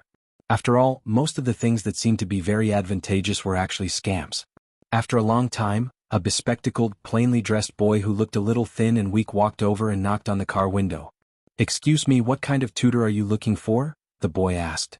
"I'm a first-year student here and have just passed the college entrance examination." "You get in the car." Ren Baqin sized him up and said after seeing that he was quite honest. "Don't worry, your standard is good enough to teach. I don't need a high standard, I just need to be honest enough." The boy hesitated for a while. This price was quite attractive, and he could get into the car at the entrance of the university where the surveillance cameras could see it. There shouldn't be a problem. At the thought of this, he got into the car. Ren Baqin said as he drove, "I only request that you teach me Chinese, the simpler the better. Then teach me some general knowledge." The boy was a little surprised. Some children have been living in the mountains and don't know anything about the outside world. "I need someone to help them understand these things," Ren Baqin said. It was better to bring the boy over first. If he took out the photos of the winged cavalry, he reckoned that no one would dare to go. In fact, after interacting with the winged cavalry, one would know that even though they looked a little scary, they weren't considered bad people. After hearing this, the boy finally felt a little relieved. In his opinion, they should be children from very poor areas. Although he didn't know why the person in front of him was doing this, perhaps he was a good person? Did he adopt some children from the mountainous areas? At the thought of this, the boy immediately felt a deep sense of respect. He was born in the countryside. If it wasn't for the help of some kind people, he was afraid that he would have been like those children in the village and dropped out of school to work before graduating from primary school. As a result, he respected and liked these kind people from the bottom of his heart. "Not in the city?" the boy asked when he saw that Ren Baqin had been driving out of the city. "Don't worry, I will reimburse you for your travel expenses. The time spent on the road will also be calculated according to the teaching time." There's no need. This price is already very high," the boy said with some embarrassment. "It doesn't matter. This group of children doesn't know much. You might have to put in some effort," Ren Baqin said. "I will work hard," the boy said. He swore in his heart that he would definitely help them and teach them what he knew. It wasn't just for the salary but also because they had the same background as him. This thought persisted until Ren Baqin opened the door of the villa. "Well, these 6 are the students you will be teaching." Ren Baqin smiled amiably.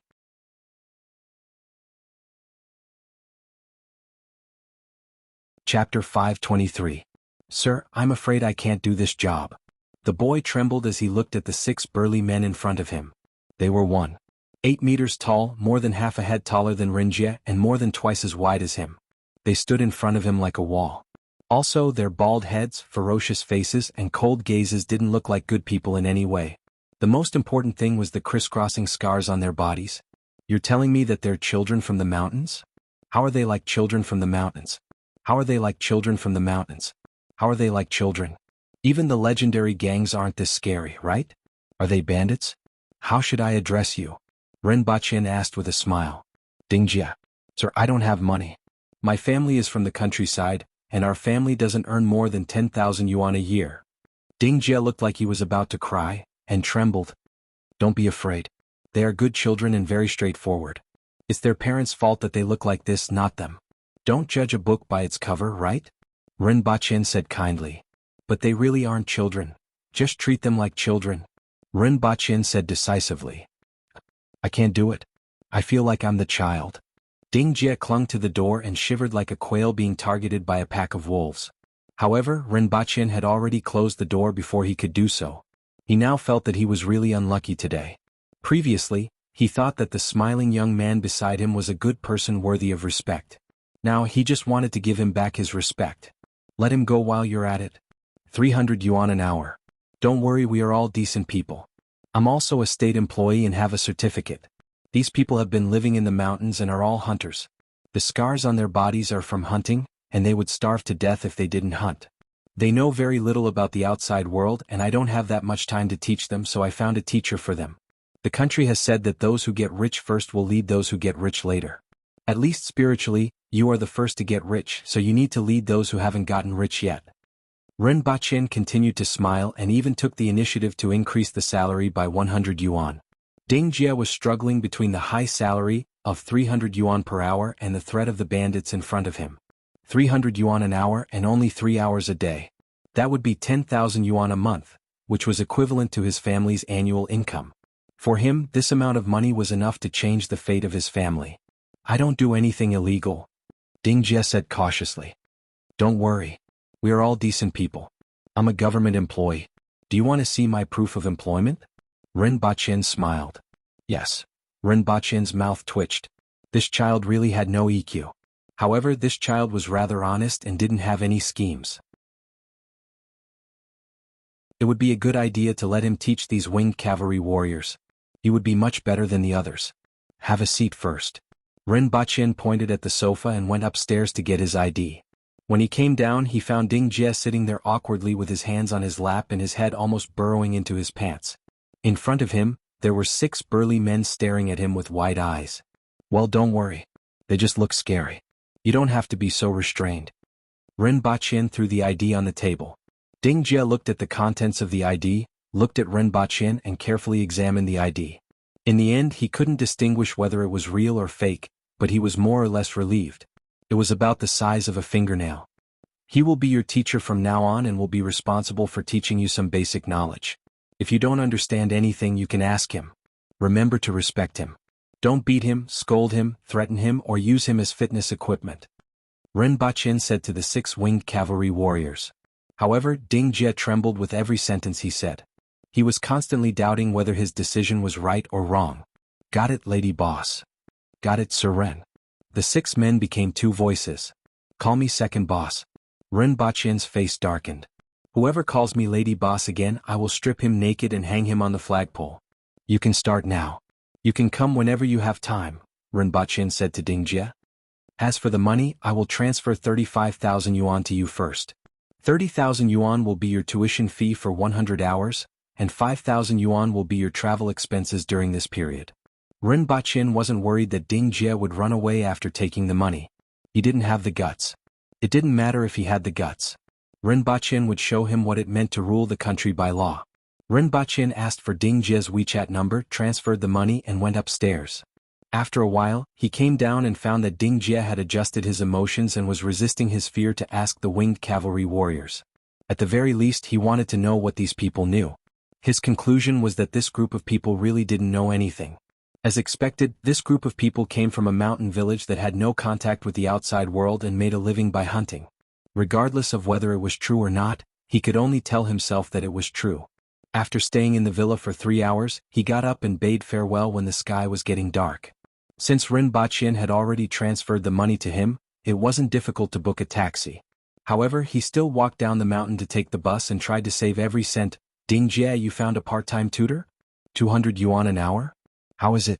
Is it reliable? Is it a scammer?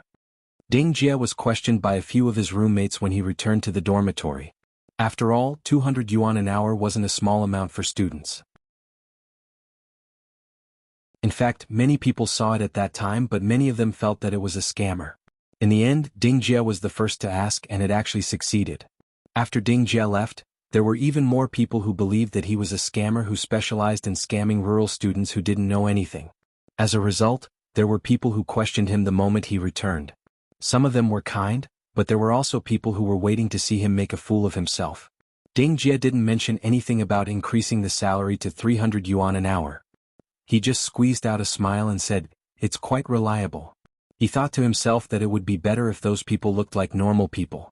He didn't even know if he had really profited this time because those people always made him feel afraid. Really? Is it a weekly or monthly knot? Be careful, his roommate warned. I have already paid a sum of money in advance. It's enough for a few days, Ding Jie whispered. Ding Jie whispered. He was truly grateful to Rinpoche for this. This sum of money was too important to him. How much? Someone asked curiously. Ding Jie didn't have much contact with people and didn't know how sinister people were. He raised his hand and gestured 3,000 yuan? This person is quite generous. You have met a good person, someone immediately laughed. How do you know it's not 300 yuan? Someone immediately asked. Ding Jie has been gone for a few hours this time. 300 yuan might not even be enough for today's lesson. He just said that he paid a sum of money in advance, so it should be at least 3,000 yuan, right? Ding Jie, am I right? The person who spoke just now laughed. He was very confident in his judgment. Ding Jie opened his mouth and then nodded. In the end, he didn't mention that the other party paid 30,000 yuan in advance. However, this still made several of his roommates envious. After all, only a small number of people were rich. When they first entered university, many students had the idea of becoming tutors to earn some pocket money, but they couldn't do so for various reasons. No one expected that Ding Jie, who was the most inconspicuous, would find such a good part-time job. The next 2 days were weekends. Ding Jie left school early, took the subway and bus to the foot of the mountain, and then walked to the villa for lessons. Although Rinpoche said that even the time spent on the road would be counted as class time, he didn't want to and didn't dare to do so. After 2 days he could finally look at these 6 people calmly. Although they looked like bandits, they were very straightforward and weren't as ferocious as he had imagined. Except for a few things that made him feel uneasy. For example, when he went there, he saw them lifting up their cars to exercise. Or, they fought in the courtyard like in the movies, punching a big hole in the ground with one punch. Or they could eat 120 people's meals in one meal. Who exactly were they? No matter how stupid he was, he knew that there was something wrong with their identities. However, he didn't dare to ask and could only pretend that he didn't see anything. Rinpoche was very satisfied with his performance. Do well. There are other jobs waiting for you if you do well. However, you have to remember that you are being paid by me. As long as it doesn't violate the law, you can't reveal anything about me here to anyone, including certain state agencies. If there are any problems, you can ask them to look for me. If I find out that you have leaked anything about me here, Huangpu River will welcome you with open arms. As Rinpoche spoke, he released his imposing aura. After all, he was second only to the Empress in Dayo. Apart from the Empress, he came into contact with various top experts or generals in the army every day. The imposing aura that was imperceptibly cultivated wasn't something that ordinary people could resist. After hearing Rinpoche's words and being pressured by his imposing aura, Ding Jie immediately sweated profusely and nodded like a chick pecking at rice. Well, I'm going on a mission. If you have anything to say, you can tell me when I come back. Rinpoche nodded with satisfaction. He liked this boy who didn't mix with others. He might be a little clumsy, but he was more reassuring than Shin Feng.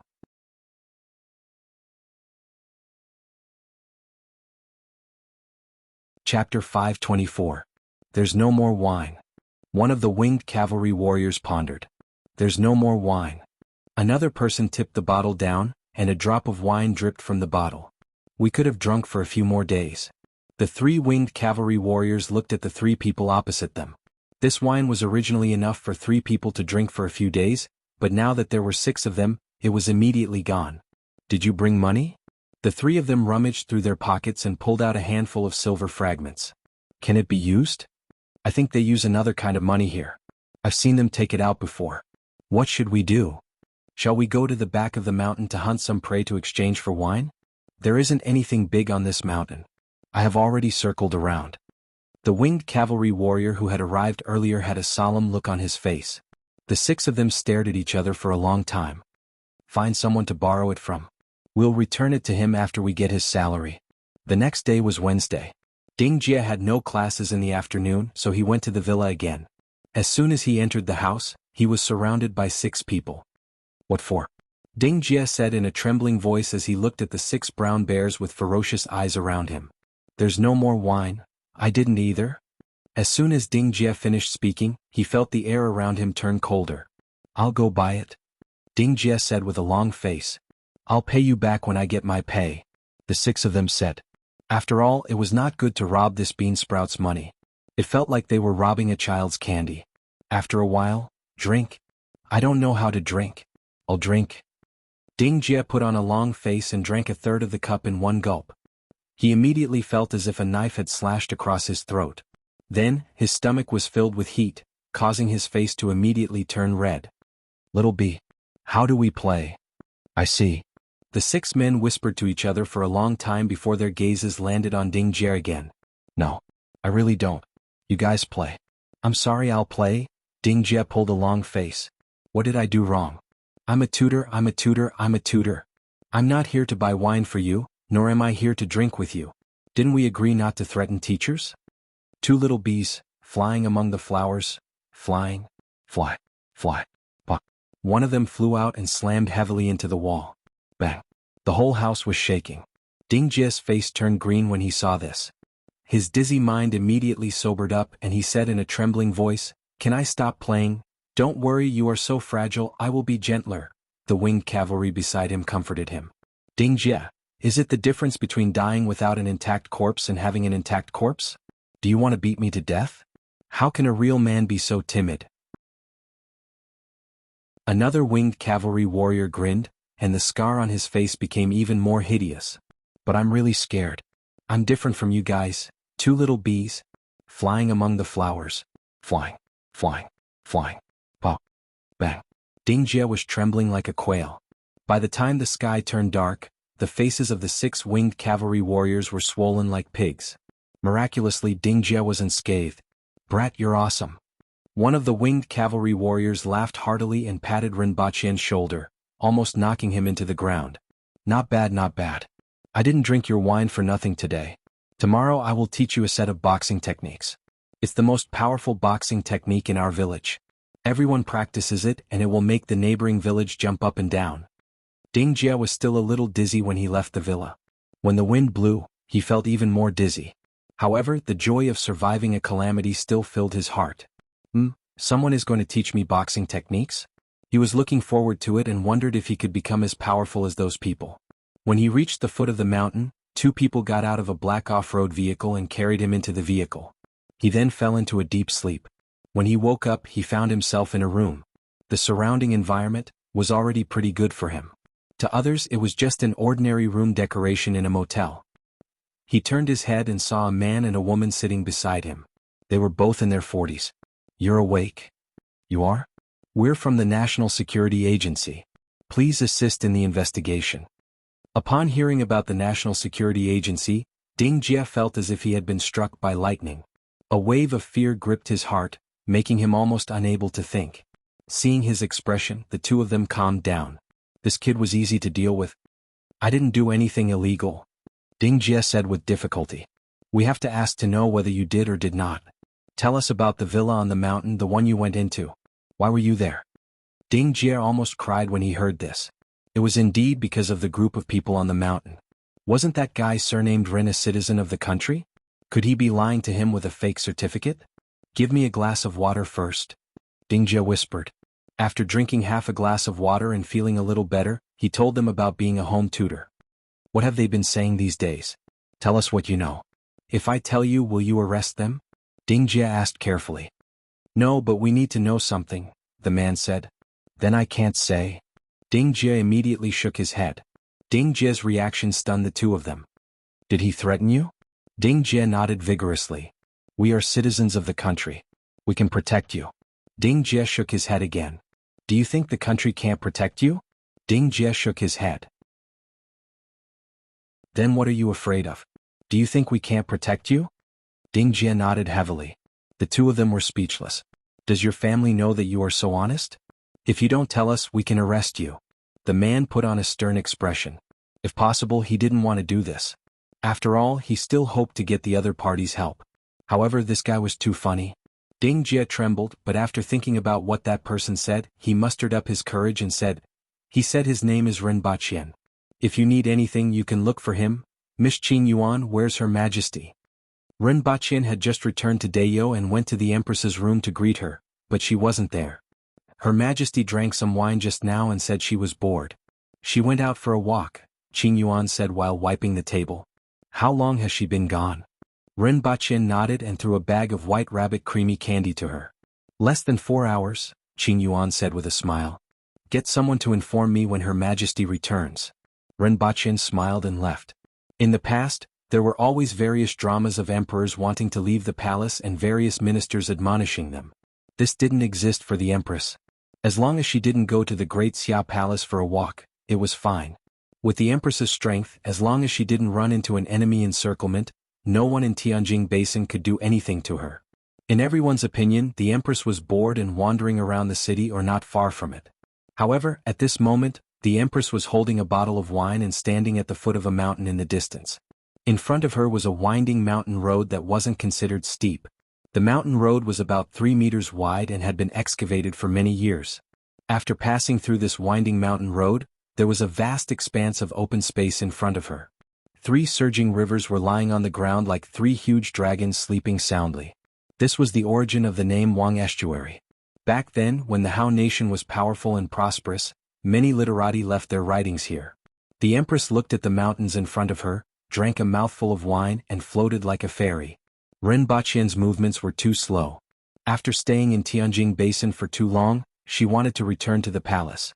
She heard that there were a few experts here. If she killed them, the advancement of the army would be much faster. The Empress's face was slightly red and she looked a little tipsy. She shook the wine bottle, which was still half full. With a light tap of her feet, the scenery on both sides quickly moved backward. There were a few sentries in the forest in the distance. When they saw a woman in red standing in the distance, they were hesitant about whether to issue a warning. After all, the other party was only one person, and they were afraid of making a fuss over a minor issue. In the blink of an eye, the woman disappeared. Subsequently, a gust of wind swept past the sentries. An astonishing aura rose from the forest. An old man sitting at the top of the mountain suddenly opened his eyes, and a cold glint flashed in his eyes. This aura. Is it a challenge? Somewhat familiar. Is it Qi Xiao? The old man's face changed. His body blurred and he appeared on a big rock as he looked down the mountain. It's Qi Xiao. A figure appeared beside him. What should we do? Retreat. Both of us aren't her match and she won't do anything to those ordinary soldiers. But there are still our disciples. She won't do anything to them. Let's go. It will be too late if we don't leave now. Following their conversation, many people in the mountains looked up and saw a red figure emitting an astonishing aura leaping up from the forest and heading straight for the mountain peak. I'm getting tired of this. All of you quickly come down and die. The Empress took advantage of her drunkenness and let out a long whistle that shook the wilderness. All the birds and beasts in the mountains lowered their heads. Chapter 525. Ren Baqian sat on a chair and opened the box next to him. Inside were black tokens that were decorated with fish dragon patterns.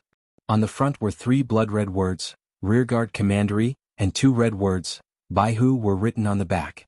The tokens were only the size of a palm, weighed about 2 ounces and were completely made of alloy. Each of your tokens is also proof of your identity. When you meet people from the court and the Rearguard Commandery, show them first to prove your identity, Ren Baqian said as he distributed the tokens.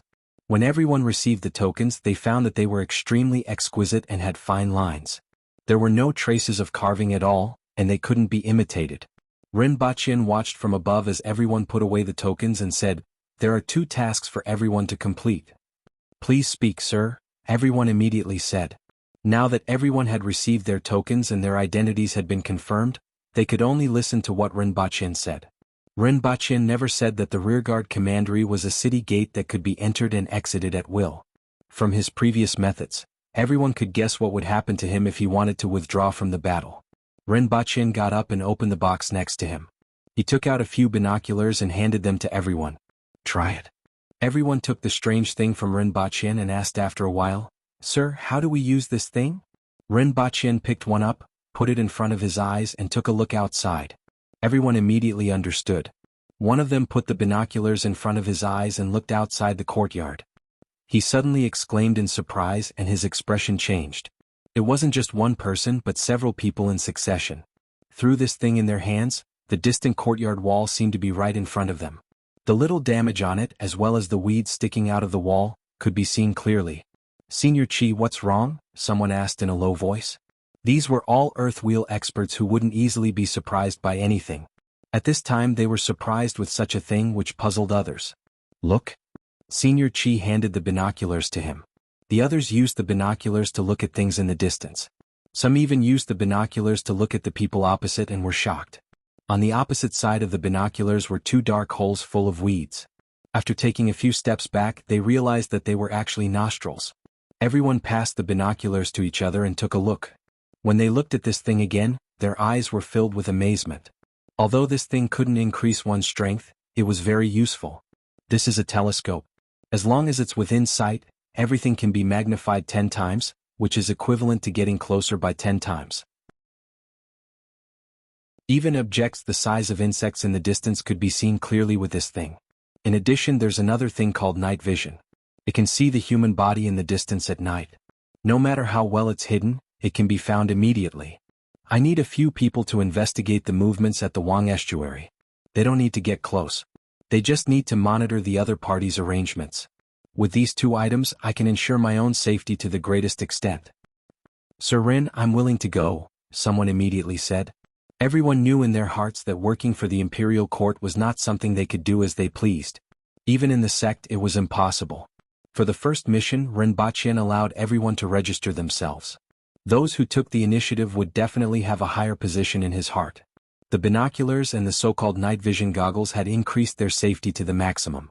Everyone present was an earth wheel expert.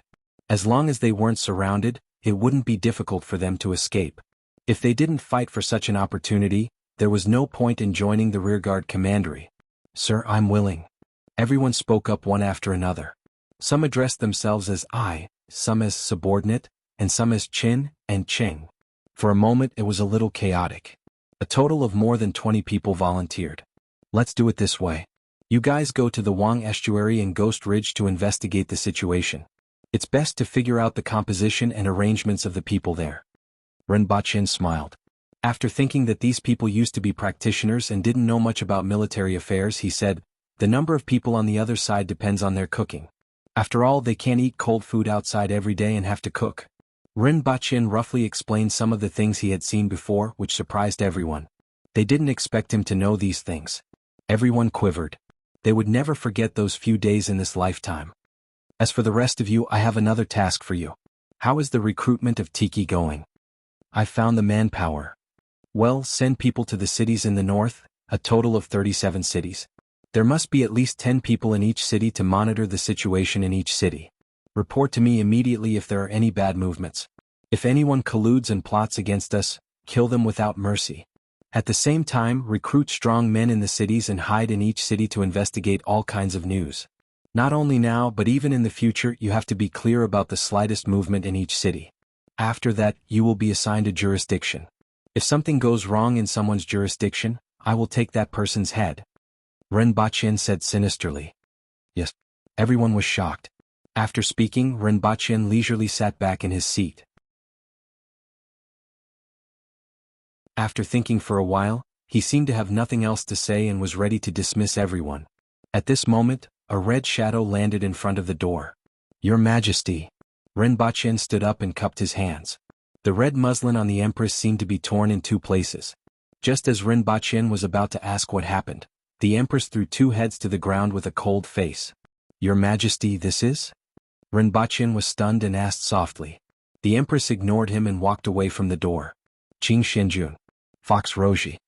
Everyone was shocked when they saw the two heads on the ground. Huh. Ren Baqin thought for a while. He had heard of these two names before. They were two of the 18 earth wheel experts in Tianjing Basin. In particular, Fox Roji. Most people would think that this name belonged to a woman, but it was actually a man. When he was young, he was called Young Fox because he liked to put on makeup.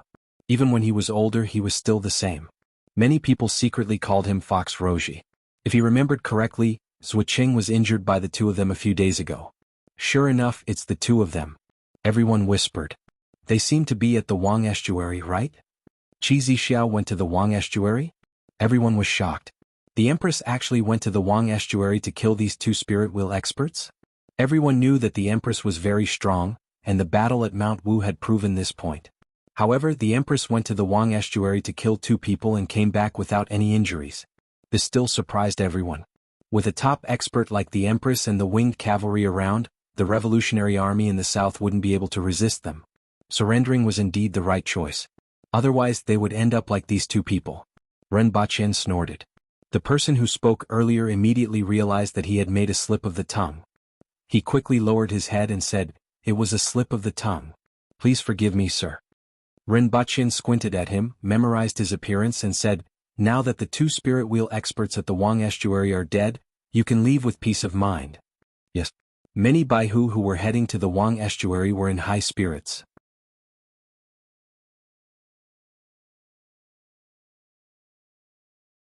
Chapter 526. Ren Baqin distributed binoculars, night vision goggles, and another type of tiki tag for everyone to distribute. The tiki tag was also black and covered with animal patterns without any words. After everyone left, Ren Baqin called Zhuoleng and the other 5 over and instructed, "Find a house and temporarily use it as a place for the rearguard commandery to handle affairs. They will collect information and get someone to sort it out before handing it over to me. In addition, check the Wang estuary. You guys will follow them and see if there are any people with bad intentions or suspicions of leaking information. It's better to kill the wrong person than to let them off." The 6 of them tensed up because Ren Baqin still didn't fully trust them. However, this was normal. After all, there was a spy who snuck in and even tried to assassinate Ren Baqin. Among the remaining people, not all of them were of one mind. After Ren Baqin finished speaking, he saw that they understood and instructed, "You may leave." After tidying up his clothes, Ren Baqin strolled to the backyard and suddenly stopped when he was halfway there. He saw a girl sitting in the yard beside him in a daze. The fool that was brought back from Earth. These days the guards didn't report anything about her. Their attention was only limited to someone delivering food to her and ensuring that she wouldn't starve to death. Other than that, they had almost forgotten about her existence. Wang Baobao had changed into a new set of clothes. She was no longer wearing the muddy clothes from before, but a set of women's clothes with a pleated skirt that was commonly seen in Tianjin Basin. She sat there quietly with her eyes focused on the ground. No one knew what she was looking at. Ren Baqin walked over, followed her gaze, and saw 2 insects that looked like a beetle on the ground. "A duel? Do you remember anything?" Ren Baqin stood in front of her and asked faintly. There was no response. "Who changed your clothes?" Ren Baqin asked again. Wang Baobao looked up at him in a daze before lowering her head to look at the 2 insects. "Guards!" Ren Baqin shouted. "Sir Ren. Who changed her clothes?" Ren Baqin wanted to know the answer to this question. "It was Miss Qingyuan. I felt that her clothes didn't look good here, so I got someone to get her a new set of clothes to change into." "Oh, that's all." Ren Baqin waved his hand, looked down at Wang Baobao and turned to leave. From the beginning to the end, Wang Baobao didn't react at all. When Ren Baqin arrived at the Empress's room, he saw that she was taking a nap on the bed. The door was open and Qing Yuan and Hong Luan were nowhere to be seen. Seeing this, Ren Baqin didn't disturb her. He waited in the courtyard for a long time before he heard the Empress wake up. "Your Majesty." Ren Baqin stood in front of the door and cupped his hands in greeting. He saw the Empress sitting on the bed. Her eyes were a little blurry, but she regained consciousness very quickly. "Is everything all right now?" the Empress asked softly. She got up and walked out of the house to feel the temperature outside. "I'm here to see Her Majesty." Ren Baqin smiled and asked, "Did Her Majesty go to the Wang estuary?" "I just went out of the city for a stroll. I saw 2 people acting suspiciously outside the city, so I casually killed them," the Empress said casually. "Your Majesty, you have changed." Ren Baqin lamented bitterly. "Your Majesty, you have learned to lie and become tsundere. It wasn't like this before. Could the 2 of them run out of the city together? Sneaking around? Who could believe it?" The Empress glared at him with her beautiful almond-shaped eyes.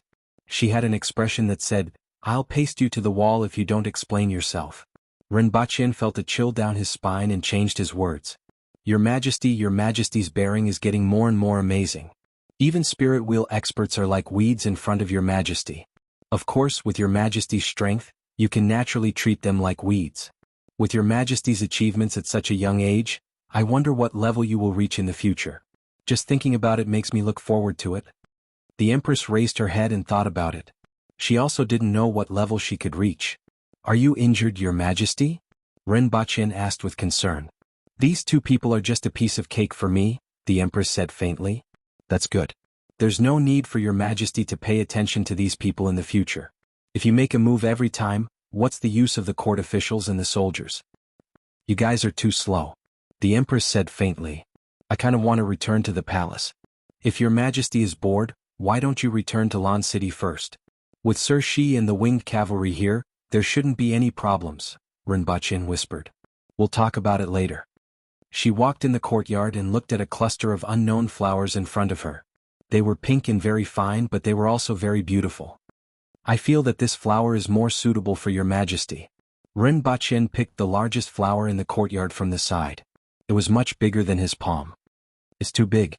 The Empress was a little disgusted. A man's romance should be as big as possible. Rinpoche chuckled. The Empress didn't understand what he meant. She stared at the joke in front of her for a moment before walking out. Rinpoche followed the Empress around the city. During this time, they met many people from the rearguard commandery heading toward the north and south of the city. When they saw the two of them, they quickly dismounted and saluted. After the two of them passed, they continued to move forward. This was the first time that many people saw the Empress, and her appearance amazed them. After another day, a batch of sheep and cows was delivered to Jianghu City. This lifted the spirits of the soldiers in the city, and they finally didn't have to eat grass every day. Although it wasn't bad to eat occasionally, it was really unbearable to eat it every day. Accompanying them were 3,000 reinforcements from the Protectorate of the South. At this time, almost all the available troops of the Protectorate of the South had been deployed. There were already 9,000 soldiers from the Protectorate of the South and 700 winged cavalry in Jianghu City. They had to face more than 250,000 to 300,000 soldiers from the south. Although more than half of them were new soldiers, the pressure was still not small. Not only did they have to win, but they also had to eliminate the rebels while minimizing casualties. Their only advantage was that they completely defeated the other side in terms of high-end strength. After losing 2 spirit wheel experts, the other side was only left with 7 people. In addition, there was a group of people including Li Mingyuan, Su Pingji, Yao Jingyan and their families. There were a total of 70 people. Previously they were kidnapped by Li Qianqiu to lead the way in Great Xia. In order to survive, they simply surrendered to Li Qianqiu. Later, Li Qianqiu kidnapped their families. After returning to Deyo, they were thrown into a small city along the way. In Lan City, the laws were stricter and these foreigners had an easier time. In particular, the foreigners in Lan City were all sent by the big clans that controlled the trade routes. In those small cities, except for a few unscrupulous merchants, there were almost no foreigners to be seen. The commoners there were extremely repulsive toward foreigners. One could imagine the life of these Great Xia people. They were bullied almost everywhere and had to swallow their anger. Otherwise, they would be beaten up, and in serious cases they might even lose their lives. They almost didn't dare to go out. However, they were kidnapped, so how much property could they have? It didn't take long for everything to be consumed. They didn't have land, didn't know how to graze, and were ostracized. If this continued, these people would probably starve to death in less than 2 months. The 3 of them were privately blamed by their families. Under such circumstances, it was better for the 3 of them to give up their lives than for their entire families to end up in such a situation. These words made the 3 of them speechless. Just as these people were privately discussing whether they should escape back to Great Xia, find a small village and live incognito, an order gave them new hope. Rinpoche saw the 3 of them at the newly established rearguard commandery. He saw that the 3 of them were tanned, skinny, and their clothes were full of stitches. You guys are a little miserable. Rinpoche couldn't help but say. He had heard a little about what happened to the 3 of them, but he didn't expect them to be so miserable. Sir, if you have any orders, we will go through fire and water without hesitation. We only hope that you can give our families a place to settle down, the 3 of them said loudly with respect and hope in their eyes. This was the look of hope after everything had been obliterated by reality. Are you all scholars in Great Xia? Rinpoche asked. Yes. We originally came out to travel before the examination, but all sorts of things happen later on. The three of them looked like they couldn't bear to look back at the past. What do you know? Rinpoche asked. I know about all the classics and ancient books. I also know something about mathematics and the like, the three of them answered. 156 plus 611 minus 203 plus 24. What's that? Rinpoche asked casually. It's 540, sir, one of the thin and small men answered. What's your name? Rinpoche finally met someone who could add, subtract, multiply, and divide verbally after coming to this world. This made him feel like he had discovered a talent. Sir, I'm Yao Jingyan. What about you guys? Rinpoche looked at the other two. I'm Li Mengyuan and Su Pingji. The other two quickly answered. The three of them were very humble. Even in Great Xia, their knowledge was considered superior among the younger generation, so they were naturally a little arrogant. However, after experiencing a series of events, that arrogance had long been worn away. The three of you will work in the rearguard commandery for now. You will be responsible for sorting out and collecting all kinds of information. If you do well, you will be promoted. As for your families, I will get someone to make arrangements for you, Rinpoche said faintly. In his mind, these three people were useful. After all, they couldn't return to Great Xia now and had almost no way out. Instead, they were more reliable than some people in Tianjin Basin.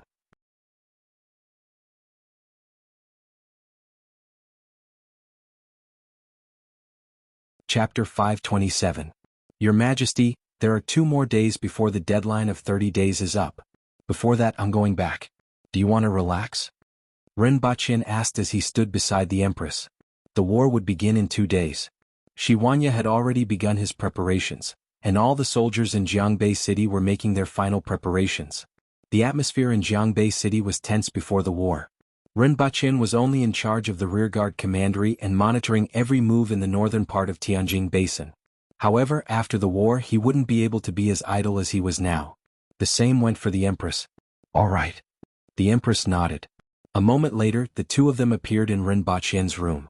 The Empress went back to her room to change. Rinpoche turned to look at the gloomy sky outside the window and remembered that another year was about to pass. He picked up his phone to look at the date and was surprised to find that it was December 31st, the last day of 2019. After today it would be 2020. The first time he came to Dayo was in the summer of 2017. More than 2 years had passed on Earth in such a short time, to the point that he was somewhat detached from the timeline on Earth. Other than checking the news every time he came back to understand the current situation, almost all his thoughts were on that world. After being in a daze for a while, Rinpoche heard someone shouting outside the window.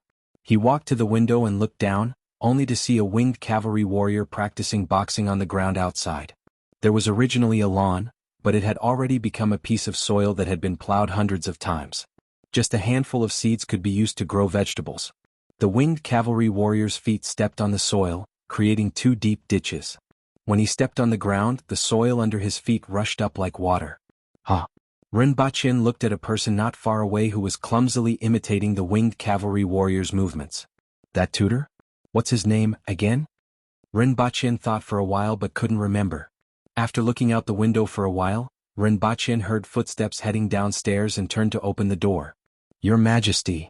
Rinpoche walked to the top of the stairs and heard the voices downstairs. He said as he walked, "Call me Big Boss here." He then asked, "What's the name of your teacher?"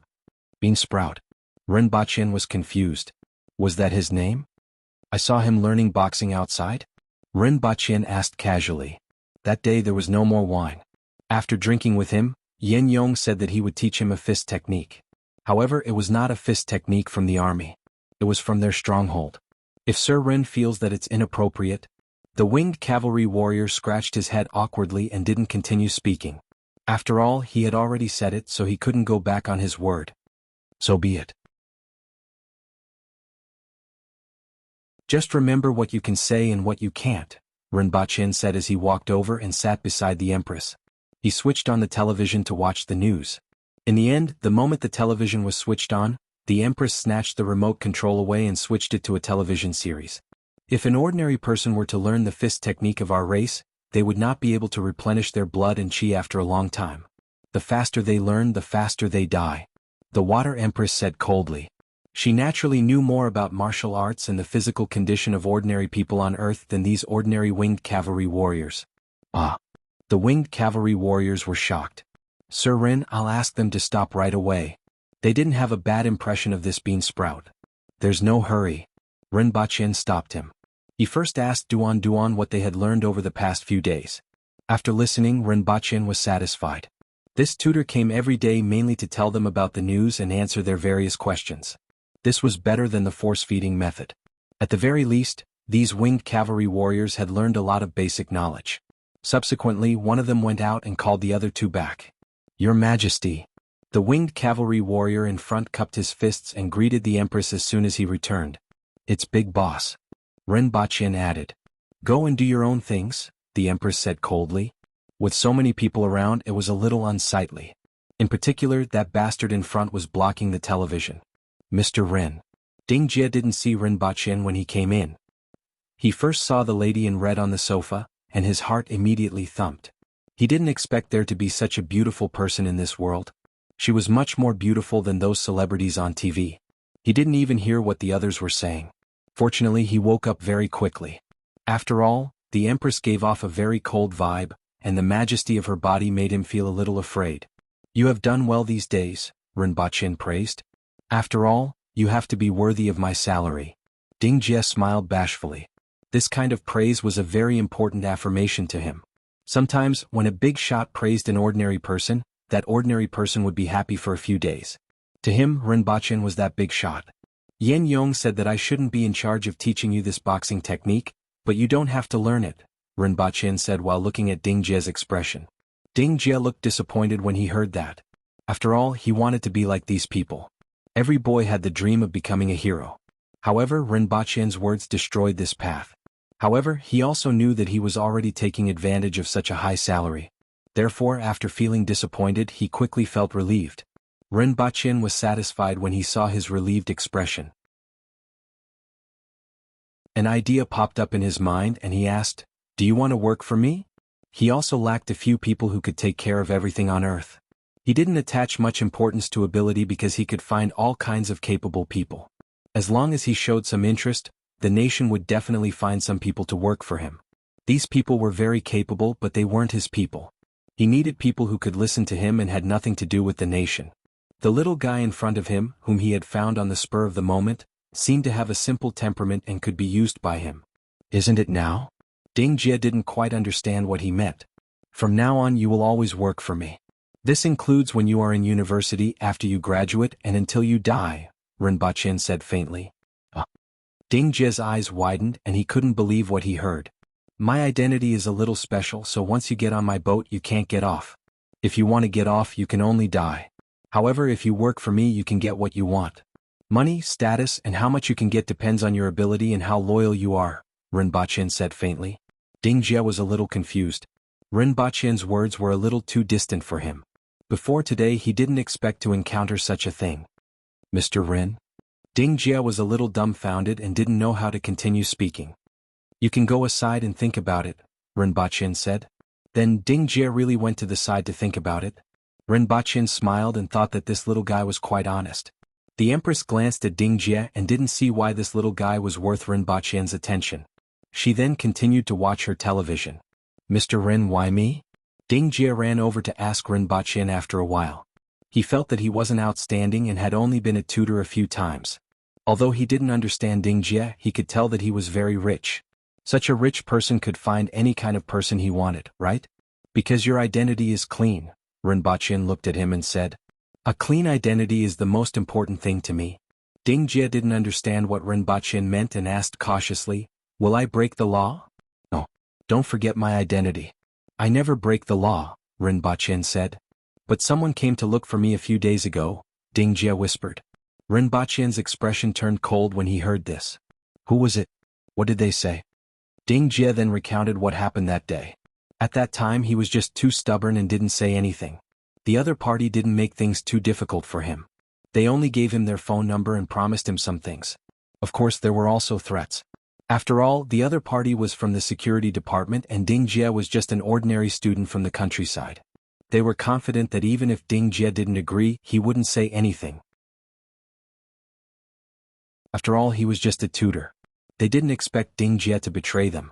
After listening, Ren Baqin picked up the phone beside him and called Yang Sr., Your people have crossed the line. My concessions are limited. Yang Sun was a little confused on the other end of the phone. What happened? Rinpoche recounted the incident in a very cold voice and said, "Don't tell me that you don't know about this and that it was done by a temporary worker. Since he made a deal with the nation, he had given a lot of things to the nation, but the nation had given him very little in return. The things that both parties had given had always been unequal. He didn't care about these things. After all, he had other requests. Besides, he had been playing his part now. Other than Wang Ji courting death, he hadn't caused any trouble. Even so, there were still people who did this. This was simply challenging his tolerance." Mr. Ren, calm down first. I really don't know much about this matter. What do those two people look like? What are their names? What's their phone number? Yang Sun was sweating a little. He could hear the anger in Rinpoche's cold voice. He didn't want to provoke this person. Although he was backed by the nation, the other party had something that even the nation coveted. Furthermore, he also had a paradise behind him. Putting everything else aside, as long as a group of experts came over, Shanghai would be in chaos. Even if the nation could deal with them, many people would lose their lives and lose the opportunity to obtain things from them. No one could bear the consequences of such a thing. After asking Ding Jie, Rinpoche told Yang Sun and said coldly, "You have to give me an explanation for this matter." Then he hung up the phone and sat there without saying a word. He wondered if Yang Sun really didn't know about this matter or if he was just pretending. Now, it all depended on what explanation he had to give. Ding Jie shrank his head like a quail. The cold aura of the person in front of him made him feel fear from the bottom of his heart. After an hour, Yang Sun called back and said, "Mr. Rin, I have found them. They are my people. They were instructed by someone else." Oh. Rinpoche asked coldly. "Mr. Rin, I can't tell you who is behind this.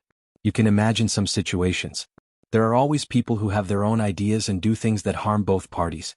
I'll report this matter to my superiors and give you an explanation. I promise that I will never do such a thing." Rinpoche's expression softened a little and said, "I want to see an explanation and at least some sincerity. I also want a guarantee that such a thing won't happen again. Otherwise, I don't think I need to say more. At least for this period of time, our cooperation will be temporarily suspended." After speaking, Rinpoche put down the phone. In this world, there were always people who wouldn't shed tears until they saw the coffin. If he didn't cut off this claw, another claw would reach out very quickly. After a while, Rinpoche looked at Ding Jie and said, "Well done. I can tell you that as long as you do your job, no one can do anything to you. What's your decision?" Although Ding Jie didn't know what the person on the other side of the phone said, he could imagine it after listening to Rinpoche's words. In addition, the power that Rinpoche exuded when he spoke made Ding Jie's heart burn.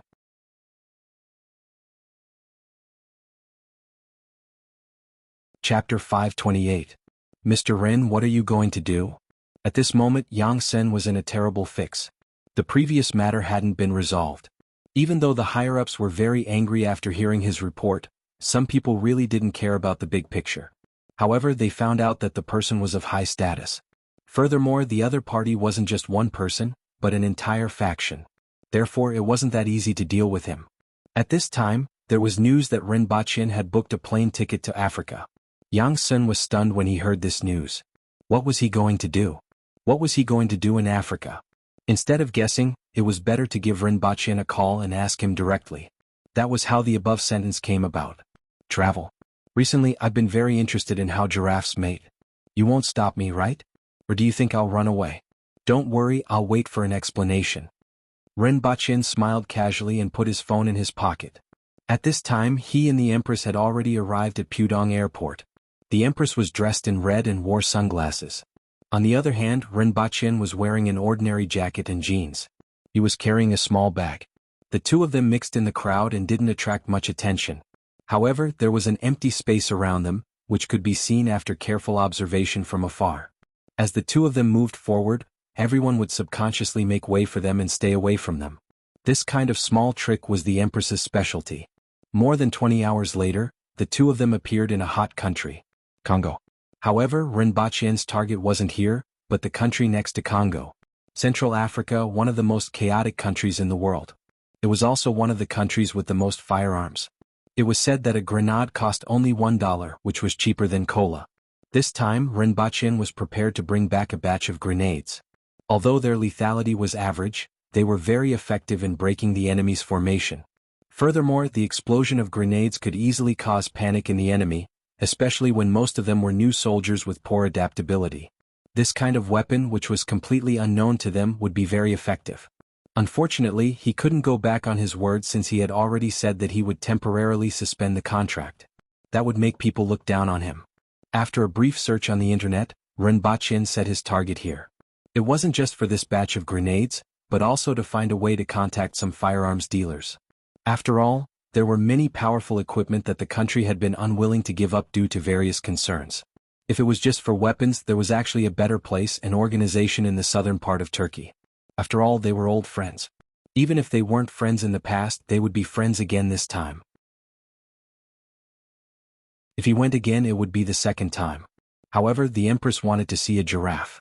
She was very interested in animals with long necks after watching an episode of Animal World. Due to the aforementioned reasons, the two of them ended up here.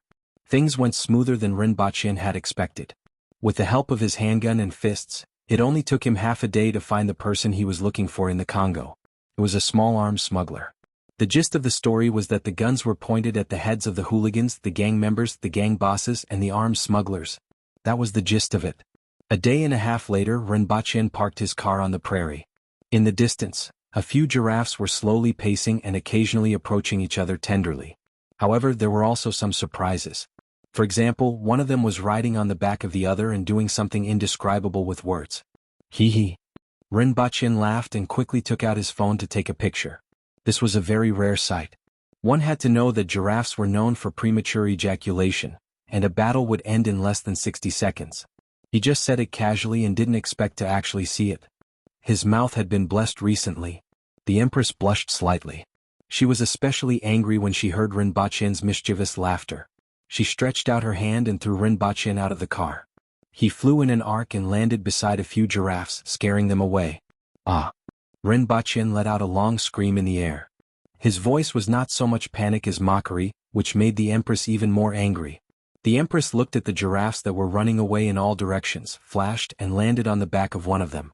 No creature naturally liked to be ridden, even a gentle animal like a giraffe. After a blood-soaked battle, the giraffe gave in and carried the satisfied Empress on its back to let loose on the African savanna. From this incident, Rinpoche learned a principle. Money wasn't omnipotent. At least, giraffes didn't recognize money. However, force was omnipotent. It was universal no matter the time. It didn't matter if the target was a chihuahua or a human. Rinpoche followed the giraffe in his car while posting the pictures he had taken to his WeChat moments. At the same time, he observed how the Empress communicated with the giraffe. When it wanted to turn left, the Empress would say left, and slap the giraffe's right neck. The giraffe's entire body tilted to the left. The opposite was also true. After such a long time, this giraffe was miraculously full of spirituality. When the Empress pointed to the east, it wouldn't go west. When the Empress asked it to chase a dog, it wouldn't chase a chicken. Rinpoche took out his phone and took a picture of this scene. A giraffe carried a lady in red and ran wildly on the prairie. It was full of harmony between man and nature, and the warmth between man and animal. The Empress's mood came and went quickly. After playing for about half a day, she returned to the car and said, "Let's go back." As soon as she left, the giraffe that was happily with her ran away as if it was running for its life. Rinpoche chuckled and showed her the picture of the Empress riding on the giraffe. He praised, "Very beautiful. Beautiful as a fairy." The Empress was in a good mood and wrinkled her nose. She would only reveal such a girly expression in front of Rinpoche when she was in a good mood. Then her face turned cold and she asked, "Who's a fairy?" Rinpoche was speechless. Half a day later, the two of them returned with 1,500 made iron grenades. In China's 82-2 grenades returned to Dayo. The sky was already dark. Two galaxies hung in the sky like a cross. "I still feel that Dayo's sky is more beautiful," the Empress said as she looked up. "It's the same principle as when one's own sun is better," Rinpoche added. Bang! The Empress slapped Rinpoche to the wall and returned to her house with a cold look. This damned bastard was getting more and more unbridled recently. Sometimes, his words were extremely touching and sometimes infuriating. Sooner or later he would be hung on the city wall. Rinpoche fell from the wall. He stretched his lower back before smiling at the Empress and said, "Your Majesty, rest early." After which, he asked the guards to place the grenades in an empty house. With his hands behind his back, he strolled back to his room with a smile on his face. Sometimes it was good to tease the Empress.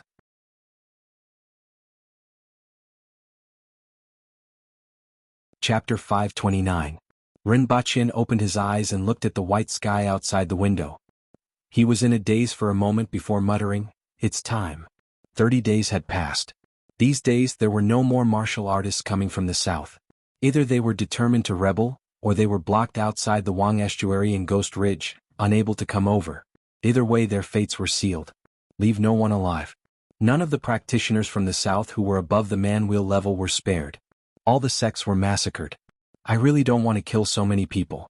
In front of me blood flows like a river and the river water is dyed red. However, karma is self-determined. You reap what you sow. This is the path you've chosen. Even if you have to kneel, you can walk it to the end. All I can do is send all of you on your way, Rinpoche muttered to himself. Rinpoche put on his official robe and walked out of the room with a serious look on his face. The humid morning air directly hit his face. The air in Jianghu city seemed to have condensed today. In the past, one could hear a lot of sounds at this time, but at this time it was silent. The entire Jianghu city was filled with killing intent. Even the mosquitoes could feel the killing intent. When he walked to the Empress's room, Shi Huanya, Zhongxin, Gongzheng, and the others were already standing there. Rinpoche cupped his hands and stood opposite Shi Huanya. Soft voices could be heard from the Empress's room. He waited for a long time, but the Empress didn't come out. All the women in the world, even someone as beautiful as your Majesty, have to dress up before going out. It has nothing to do with beauty or ugliness. This is instinct. Rinpoche smiled at Shi Huanya. Shi Huanya's face immediately darkened. You dare to say that, but we don't dare to listen. Bang! An object smashed through the window and smashed onto Shi Huanya's head. Shi Huanya was able to dodge it, but he was still hit by it and had an innocent expression on his face. Zhongxin and Gongzheng looked straight ahead as if they didn't see anything. Rinpoche pursed his lips and didn't say anything else. He felt that the Empress had never used anything to smash him, which clearly showed her sincerity towards him. Although there was no need to doubt this, he still felt very warm in his heart. Especially before the big battle, a warm feeling flowed through his heart. After a short while, the door was pushed open from the inside. The Empress was standing there, her red muslin swaying along with the airflow caused by the door opening. Your Majesty, it's time for the 30-day agreement. Rinpoche cupped his hands and said in a deep voice. Your Majesty, everyone in the Protectorate of the South has packed up and is ready to quell the rebellion. Shi Huanya cupped his fists and reported. Your Majesty, the winged cavalry is ready to follow your Majesty's gaze and tear apart any enemy who dares to stand in your way, Gongzheng also said. Let's go, the Empress ordered coldly. Yes. A moment later, 3 bleak sounds of the beast's horn resounded in the city. Following that, the gates of the 2 barracks in the south and north of the city opened wide. Many soldiers filed out of the barracks, crossed the main road in the city, and exited through the south gate. In the early morning, the only sound in Jianghu city was the heavy footsteps that seemed to step on everyone's heart, as well as the occasional sound of weapons colliding. In the entire Jianghu city, everyone was behind the windows, looking at the army that was leaving the city through the gaps. Bring her along. Rinpoche passed by Wang Baobao's courtyard, pointed inside and instructed the guard. Get someone to bring Xing Ruo over. Also wake Lin Xiaola up. If she continues to sleep, she will grow hair, Rinpoche instructed. Not long after, the little monk Xing Ruo appeared in front of Rinpoche. Arhat. Xing Ruo calmly put his palms together without any joy or worry. Rinpoche sized him up. In less than half a month, Xing Ruo already looked like a decent person. Previously, Rinpoche had learned some news from the people who were following and protecting Xing Ruo. Given Xing Ruo's age, it was hard to trust him. In particular, Buddhism had never appeared in this land, and the people didn't know anything about it. However, perhaps due to the recent chaos and the aboriginals taking over the city, the commoners in the city were filled with fear and confusion about the future.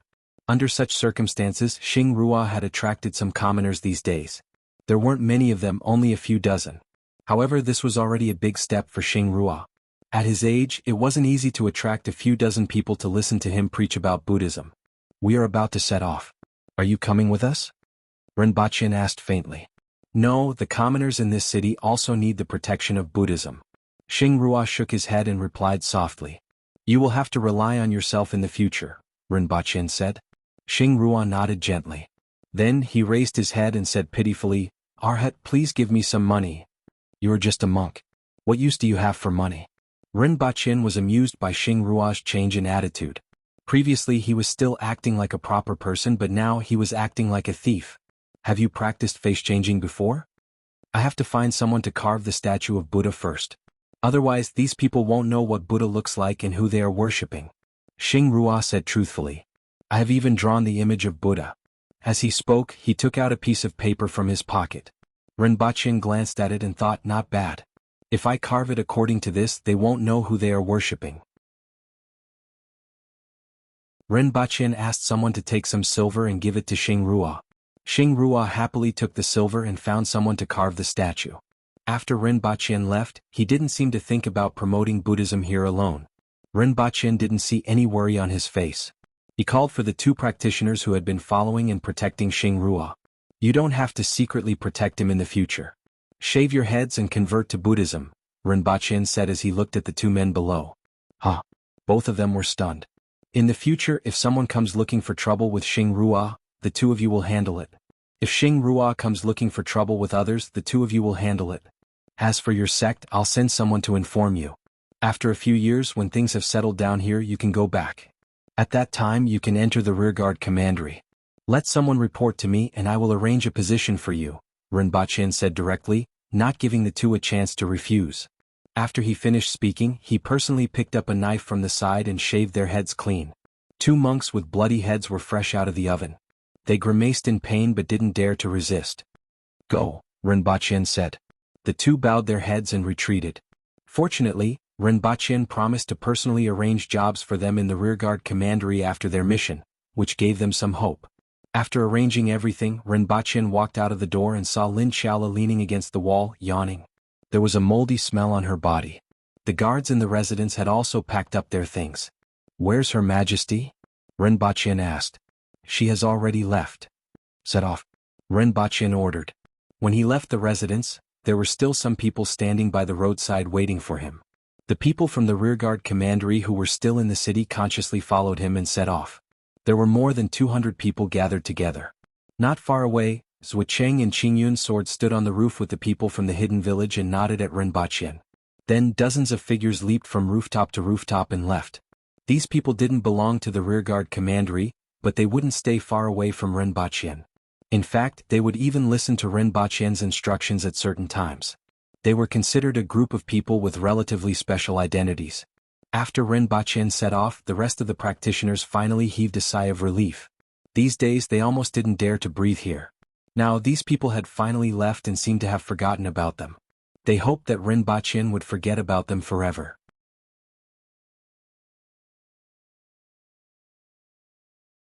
Chapter 530. The Aboriginal army took a day to stop and set up camp 5 kilometers north of the Wang estuary. The place where everyone stopped was a hill, and in front of them was a dense forest. On both sides of the road were trees that were several feet tall, and a person could wrap their arms around them. There was only a 4-meter-wide dirt road that passed through the forest, and at the end of the road were 2 tall mountains in the distance. Rinpoche met Zhucheng and the others as soon as he arrived. "How was it? Was the trip successful? What about the others?" Rinpoche asked. "Thanks to these items, we were able to find out information about the other party from a distance. We mainly investigated at night, and with the night vision devices, we were able to easily discover the other party's hidden sentries. Although we were detected twice during this period, we retreated ahead of time and didn't even encounter them." Zhucheng smiled. These binoculars and night vision devices were really useful. In particular, the infrared night vision devices were extremely useful in the jungle at night. Furthermore, they could easily find out the approximate number of people within a certain distance, which reduced the danger of this investigation. In addition, the Empress had killed the 2 spirit wheel experts, so they didn't encounter any danger. As for the others, they are still monitoring the other party's movements. We will come back first to report the news to you. It's good that everything went smoothly. Rinpoche nodded. What's the situation ahead? Zhucheng took out a hand-drawn map. On it was an abstract forest and 2 tall mountains, and various roads were indicated. On the mountain there were many points marked on it. Zhucheng explained to Rinpoche while holding the map. "Sir, there aren't any ambushes in the forest. The other party is all on the mountain ahead. To bypass the mountain and reach the Wang estuary, They need to go through a mountain road that is about 6 steps wide. On both sides of the road are steep slopes. This road has a total of 2,600 steps. After this road they will pass through the gap between two mountains. On the right side is a steep slope, but on the left side is a cliff that is 300 meters high. If they fall, they will be smashed to pieces. Along the way they have piled up a lot of boulders and broken wood on both sides of the steep slopes. When the army passes through, they will push these boulders and broken wood down. In addition, there are 8,000 soldiers on the mountain, many of whom are archers. In addition, there are more than 70 earth wheel experts and nearly 1,000 man wheel experts from various sects in the army. As for the spirit wheel experts, I haven't seen them. If we attack by force, I'm afraid there will be many casualties. Rinpoche muttered to himself for a while. It was more or less what he had expected. As long as one wasn't an idiot, they would be able to come up with this method of rolling wood and stones. It was mainly because the two mountains in front of them had gentle slopes towards the south, while the mountains in front of them were all steep slopes. It would be easy for the other party to ascend the mountain from the other side, but it would be troublesome for everyone to ascend the mountain from this direction. Only the winged cavalry could do it. By the time the winged cavalry expended a lot of effort to climb up, what awaited them were numerous earth wheel and man wheel experts as well as thousands of soldiers. He was afraid that the winged cavalry would only exist in name after this battle. Rinpoche pondered for a while before bringing this map to look for the Empress. Moments later, Shiwanya, Zhongshin, the generals of the Protectorate of the South, and Gongzheng all received the news and rushed to the vicinity of the Empress's imperial carriage. Rinpoche drew a map on the ground that the people from the rearguard commandery had investigated, marked the locations and explained everything that they knew so far. The Empress then asked, "What do you think?"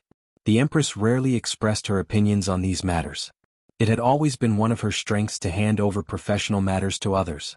"I will first take the experts from the army up the mountain and occupy an open space. The winged cavalry can ascend from there. With me leading the way, the other party definitely won't be able to stop us.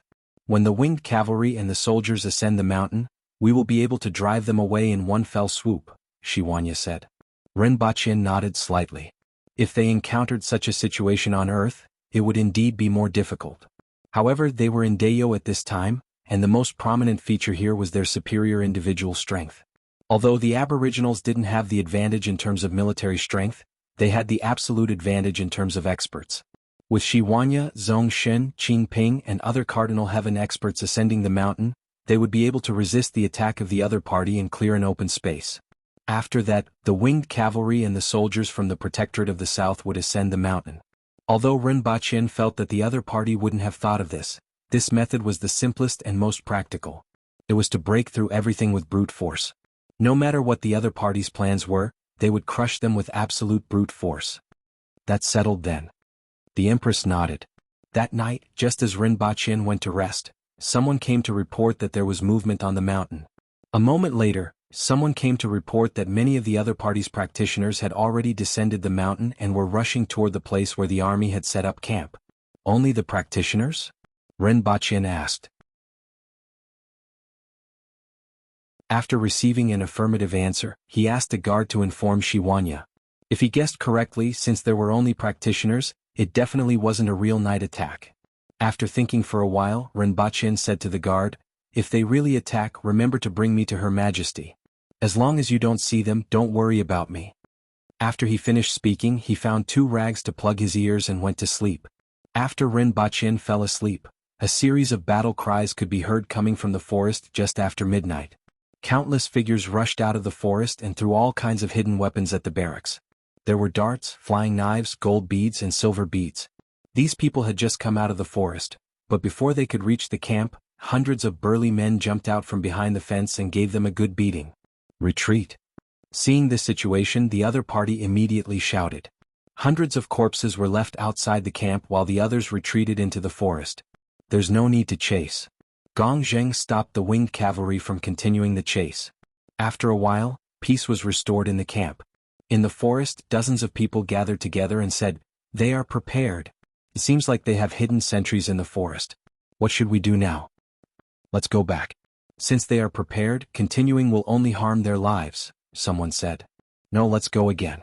They know that this time there should be hidden sentries who tipped them off. If we go back again, we will definitely be able to surprise them." "That's right. Even if we can't hurt them, We can make them unable to rest and attack tomorrow. The longer they stop, the greater the pressure on their rations. Someone agreed from the side. Then everyone's gaze fell on the person in the seat of honor. Let's rest for 2 hours before disturbing the enemy. Rinpoche was sleeping soundly when he was shaken awake. In his dream, he was whispering sweet nothings to the Empress, which made him feel uneasy. However, he was woken up at this time and was immediately furious. Have they attacked? They didn't attack.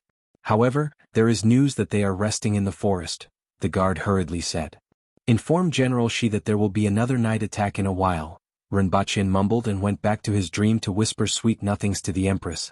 During these 2 hours, the forest was quiet, and even the birds and beasts didn't make any noise. Time's up. Set off. Remember, disturb the enemy, don't fight them, someone in the forest ordered. Then a group of people rushed out of the forest again, and a wave of battle cries could be heard in the camp.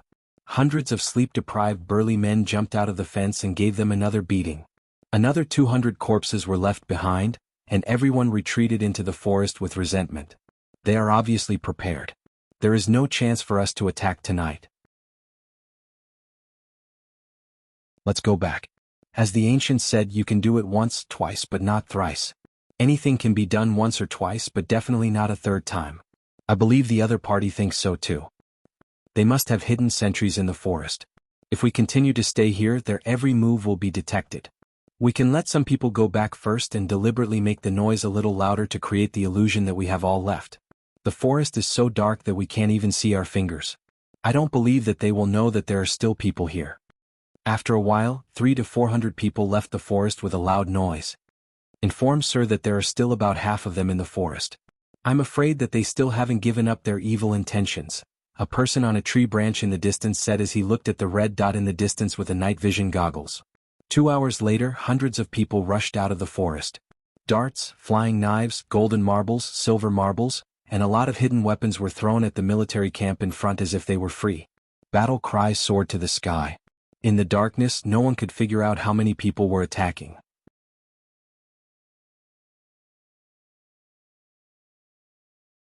Chapter 531. Rinpoche opened his eyes and was a little annoyed. He was fully prepared for this night, but he still didn't sleep well. Anyone who was woken up every 2 hours would not be able to sleep well. Rinpoche yawned as he walked out of the tent. He casually asked the guard, "How was last night?" "The enemy came to harass us 3 times and left behind 400 corpses. The people from the rearguard commandery have examined the corpses. 11 of them were earth wheel experts and the rest were man wheel experts," the guard said loudly. Rinpoche didn't expect the enemy to send a wave of heads before he could even attack. He was originally worried that there were too many experts on the other side of the mountain. In the end, nearly 1,000 man-wheel experts were killed just like that. Did the enemy's higher-ups have an insider? Rinpoche called for Zhucheng and asked in surprise, "Did some of the people we sent to the south to persuade them to surrender sneak into the enemy's ranks?" Zhucheng was a little puzzled as he didn't know why Rinpoche asked this question. He answered truthfully, "Sir, I'm not sure about this. No one left a note or anything like that, and I have no way of knowing the internal situation of the enemy." "Well, you may leave then." Rinpoche dismissed Zhucheng and went to see the Empress. After breakfast, Shiwanya sent a portion of the soldiers from the Protectorate of the South to open up a path in the dense forest ahead. They had to at least double the current mountain road and open up an open space. For an entire day, as the towering trees fell with a loud rumble, bundles of vines were brought back from the forest, and some people weaved them into ropes. These ropes were as thick as an arm and were very strong. They wouldn't break even if they were to bear a weight of 500 kilograms. The only problem was that they were too heavy. After all, these weren't hay but vines filled with water. A rope that was 100 meters long would weigh at least 300 kilograms. After removing the gentle slope that was more than 100 meters long, the remaining mountain wall that was difficult to climb was at least 300 meters high. This meant that a rope would weigh more than 500 kilograms. Even the winged cavalry could carry this thing and walk as if they were flying. However, only a few cardinal heaven experts like Shiwanya and Zongshen would be able to carry this thing up a mountain that was close to a vertical cliff without affecting their movements. On the morning of the third day, the army set off again, passing through the forest and arriving at the foot of the 2 mountain peaks. Rinpoche raised his head and looked up with his binoculars. He saw that the mountainside, which was 400 to 500 meters high, was filled with piles of rocks, rolling logs and other things. There were even people craning their necks to look down. "Your Majesty, please allow me to drive away the enemy." Shiwanya cupped his fists in front of the Empress's carriage. "Permission granted," the Empress said. "General Shi, please wait a moment," Rinpochen said to stop him. "Is there anything else, Sir Rin?" Shiwanya turned his head and asked. "Distribute some things to the winged cavalry." As Rinpochen spoke, he got someone to drag out his grenades and called Gong Zheng over to distribute them. Gong Zheng was overjoyed when he saw this familiar thing. "Sir Rin, this thing is very useful. This battle will definitely make those thieves on the mountain wish they could grow 2 more legs." Rinpochen pondered for a while, took out more than 10 skunk bombs and handed them to Gong Zheng. "These are extremely powerful and will hurt both sides. Try not to use them if possible. Use them if the situation isn't good." Gong Zheng looked at the skunk bomb in his hand. It was indeed different from those grenades, but he didn't know how powerful such a small thing could be. "Let's set off." Shiwanya saw that Rinpochen handed a batch of things to Gong Zheng and didn't ask any more questions. After Rinpochen finished speaking, he gave the order to set off. Rinpochen took the opportunity to call Lin Xiaola over and set off with Shiwanya and the others. Shiwanya, Zhong Shen and Qing Ping were in front, followed by some personal guards. Behind them were the winged cavalry, and the ordinary soldiers followed from a distance. Along the way, Shiwanya and the other 2 couldn't help but look for places to land on the mountain wall. Release. Just as everyone set foot on the gentle slope, a dark cloud suddenly appeared in midair, and countless arrows rained down. "Give me the rope. You guys stand down," Shiwanya shouted. He lifted the huge rope that was coiled into a disc as if he was lifting a house. "Lin Xiaola, it's your turn." Rinpochen reached out and poked Lin Xiaola's waist. Lin Xiaola immediately jumped a few times and landed in front of the steep slope. She then began to move her body and climbed up half the height in a few flashes. Fall. Suddenly, a few boulders and rolling logs that were bigger than humans came crashing down toward Lin Xiaola. The boulders that were bigger than humans came crashing down from a height of a few hundred meters. With their own weight and gravity, they smashed toward the 3 of them with great power. The deafening sound could be heard from afar, as if a landslide was occurring. However, Lin Xiaola's movements were more dexterous than a monkey's.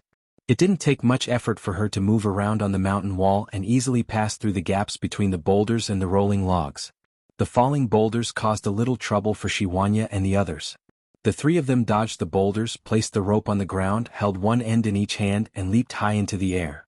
They landed on the foothold they had previously found and then changed direction to jump in another direction. If Lin Xiaola's movements were more like the agility of a feline, then the 3 of them were completely like gorillas. Every time they landed, they would crush a piece of rock and then bounce high up into the air with great strength. As soon as Lin Xiaola leaped onto the platform on the mountainside, she caused a rain of blood among the ordinary soldiers. Almost every second, someone's throat was torn, and fresh blood spurted out from the neck with a slight sound of air leaking. At this moment, a loud whistle was heard. Soon after, the sound of heavy objects rubbing against each other could be heard from behind the platform. Lin Xiaola clawed at the head of a soldier, then turned around in the air and landed on the back of another soldier. She only stayed on him for a moment before she leaped high into the air and pounced toward another soldier. However, she had goosebumps all over her body when she was in midair. This was because she saw a huge creature crawling toward her in front of her. It was a huge python. It was as thick as 2 water tanks and was about 2 meters long. Its entire body was black and yellow, and as it slithered on the ground, it knocked into the soldiers along the way. Many of them immediately heard the sound of bones breaking. Ugh! Lin Xiaola's pupils turned vertical as she lowered her body to the ground. She completely ignored the soldiers who were fleeing in the distance and focused all her attention on the huge python on the ground in front of her. As soon as she saw that thing, she felt as if she had encountered something that she hated. The huge python also stopped in front of Lin Xiaola and raised its head. Its pair of yellow eyes exuded coldness and cruelty. Taking advantage of this opportunity, Shiwanya and the other 2 arrived at the mountainside and saw the huge python first. The 3 of them ignored it and split up to find a place to wrap the rope.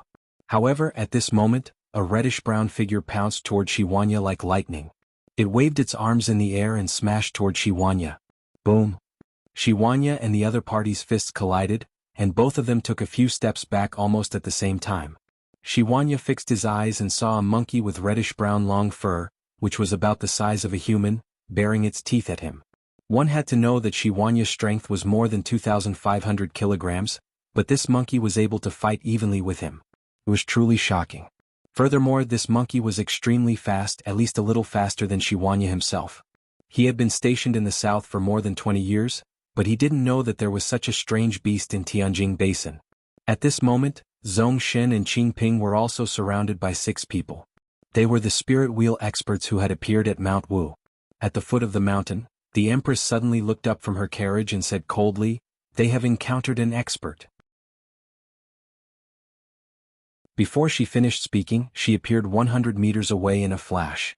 Ren Baqin only saw a red shadow flash a few times in the distance before disappearing. Soon after, a loud roar was heard from the mountaintop, accompanied by the roar of a huge beast and the hissing of a huge snake. Ren Baqin sighed.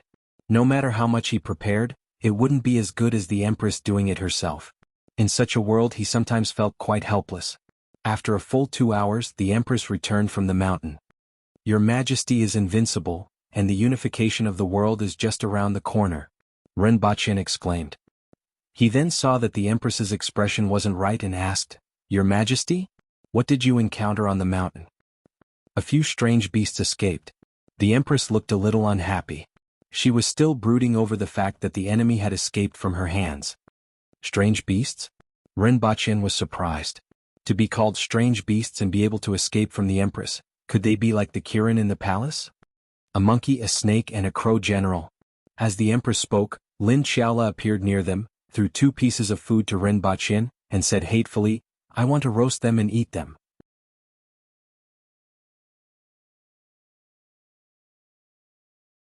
Chapter 532. The crow general was actually a type of bird. It was a giant black bird with long feathers on its head. This kind of bird was generally between 3 to 4 meters tall. It was as fast as lightning and extremely strong. Its feathers were like steel and its claws could tear through metal. The only drawback was that due to its weight, it could only run and jump on the ground like a mountain-gazing bird. Could not fly at all. It was said that there weren't many of these beasts, and they were generally at the earth wheel level. Very few of them had reached the spirit wheel level. However, the one that the Empress encountered on the mountain was stronger than an ordinary spirit wheel expert, which was considered rare. His speed was especially fast. Carrying that giant snake on his back, even the Empress couldn't catch up with him. Ren Baqin listened to the Empress explain the situation in a few words and was a little surprised. In his mind, he imagined the crow general as a pitch-black mountain-gazing bird. Where did these strange beasts come from in Tianjin Basin? When they were at Mount Wu, it could be said that almost all the experts from Tianjin Basin had come out in full force. They didn't expect that 3 non-humans would jump out at this time. "That's not a giant snake, it's a Mongshan." Lin Xiaola corrected the Empress seriously. "You know about it?" Ren Baqin was even more surprised. Saying that Lin Xiaola ate, slept, and ate after she was full was a completely true description. Furthermore, he had been staying in the palace ever since he was picked up. Other than coming out with him a few times, he had basically never come into contact with the outside world. It was truly surprising that he knew about this exotic beast. Why is it called Iron-Head Mongshan? Is it because their heads are more iron-headed? For some reason, Ren Baqin found this name very interesting. Anyway, that's his name. His head is also hard and he looks annoying, Lin Xiaola muttered. As for more than that, she didn't have any impression. However, when she saw the giant snake, this name naturally popped up in her mind. Roast it for a while longer and sprinkle some wine on it. Otherwise it will taste sour. Lin Xiaola added after thinking for a while. Ren Baqin put the snake meat aside and asked someone to bring Zhuo Cheng and Qin Yun's sword over. "Greetings, Your Majesty." Both of them cupped their fists at the Empress, nodded at Ren Baqin and asked, "Sir Ren, are you looking for us? Do you know what happened on the mountainside just now?" Ren Baqin asked. "Experts are fighting." The 2 of them turned to look at the Empress as they spoke. "Do you know about the crow general, Mongshan, and a monkey with long reddish-brown fur?" Ren Baqin asked. Just now, Protector General Shi and the others encountered these 3 strange beasts on the mountain. They are much stronger than ordinary spirit wheel experts. Even in Tianjin Basin they shouldn't be unknown, right? There's such a thing? Both of them were shocked. Tianjin Basin actually had such a strange beast? "Sir Ren, please explain in detail." Ren Baqin described the 3 strange beasts that he had heard from the Empress, and both of them looked pensive. "What have you 2 thought of?" Ren Baqin immediately asked when he saw their expressions. The Empress also shifted her attention to them and wanted to hear what they had to say. That giant snake. It's not a giant snake, it's a Mongshan. Lin Xiaola snorted and corrected him. Oh, that Mount Mongshan should be the strange beast worshipped by the six doors. As for the other two, I've never heard of them. I'm afraid that they're related to the six doors, Qingyun's sword said in a low voice. What's the origin of the six doors? This was the first time Rinpoche had heard of this sect. Whether it's the experts or the martial arts of this sect, they aren't outstanding. They have always been in a remote place in the south and rarely interact with outsiders. It's just that there's a rumor that the founder of the sect once obtained a strange snake and has been worshipping it since the death of the founder. Although the experts in martial arts of the six doors aren't outstanding, they are extremely good at communicating with wild beasts. It's called the six doors, but in fact it should be the six beasts.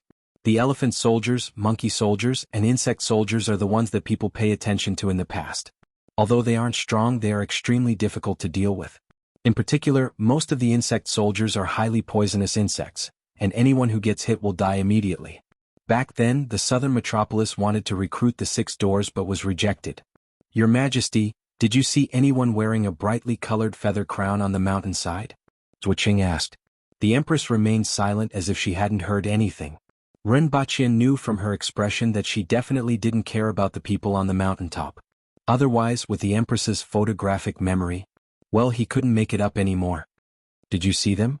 Rinpoche asked Lin Xiaola. I only saw that iron-headed mountain, Lin Xiaola mumbled, then yawned and said, I'm going to sleep for a while. Wake me up when the meat is ready. As she spoke, she found a tent and went to sleep. Although Lin Xiaola and the Empress didn't see the person with the brightly colored feather crown that Zhuoqing mentioned, Rinpoche still felt that these strange beasts were related to the six doors. The monkey soldiers, the reddish-brown long-haired monkey, and the iron-headed mountain. There shouldn't be a second possibility. Where is this sect? How many people are there? What else do you know? The sect is in the southwest, near the cliff. I don't know much about it except that this sect is extremely low-key and never interacts with outsiders. However, I heard rumors that they use living people as sacrifices. I once thought of going there to get rid of evil for the people, but later gave up due to various reasons. Living people as sacrifices are used to feed wild beasts, especially that giant snake. I wonder how many lives it has devoured over the years, Qingyun's sword said. Rinpoche felt that it was fortunate that he didn't go. If he had gone, he would have been fed to the snake.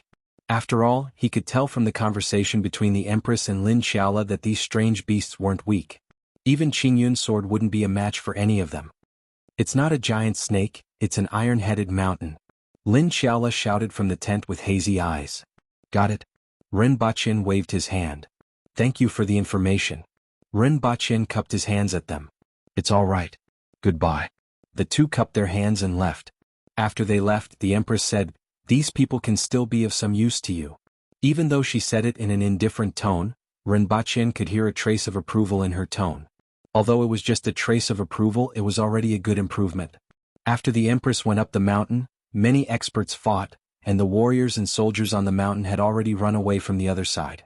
There was no one to stop them at the cliff, so the winged cavalry climbed up along the cliff. They were inspecting the mountainside and throwing down the rolling logs and boulders that were prepared on the mountain. The road was only 4 meters wide. With a little more force, they could directly throw the boulders out of the road so they didn't have to worry about destroying the road. Rinpoche also sent Baihu from the rearguard commandery to the mountainside to investigate. At night, most of the winged cavalry retreated, leaving only a small number of Baihu and a small number of Baihu to guard the mountainside.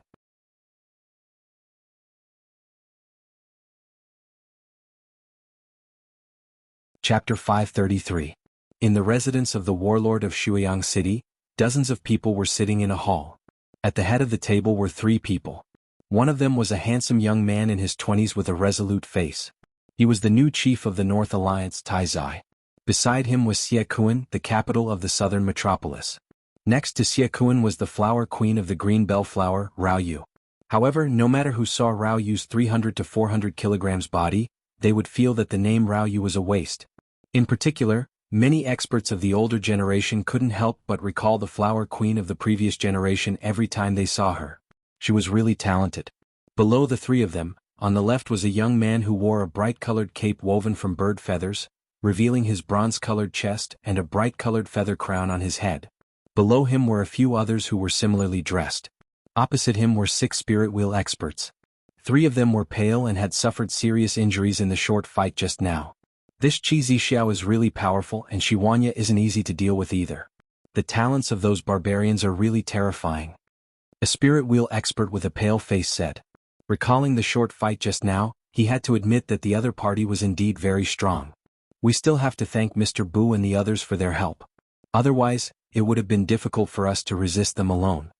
Another person cupped his hands and said to the few people wearing bird feather shawls and feather crowns opposite him. Not only him but the others also cupped their hands and expressed their gratitude. Although these people who were called Mr. Bu weren't very strong and couldn't even be ranked among the earth wheel experts, what caught people's attention wasn't these people themselves, but the strange beasts that were slightly stronger than the spirit wheel experts. With the help of these strange beasts, although they still weren't a match for those barbarians, they at least had the ability to protect themselves. If Qi Zixiao hadn't taken action, the others wouldn't have been a match for them. Before Xie Kun invited these people, no one expected the 6 doors to be so powerful.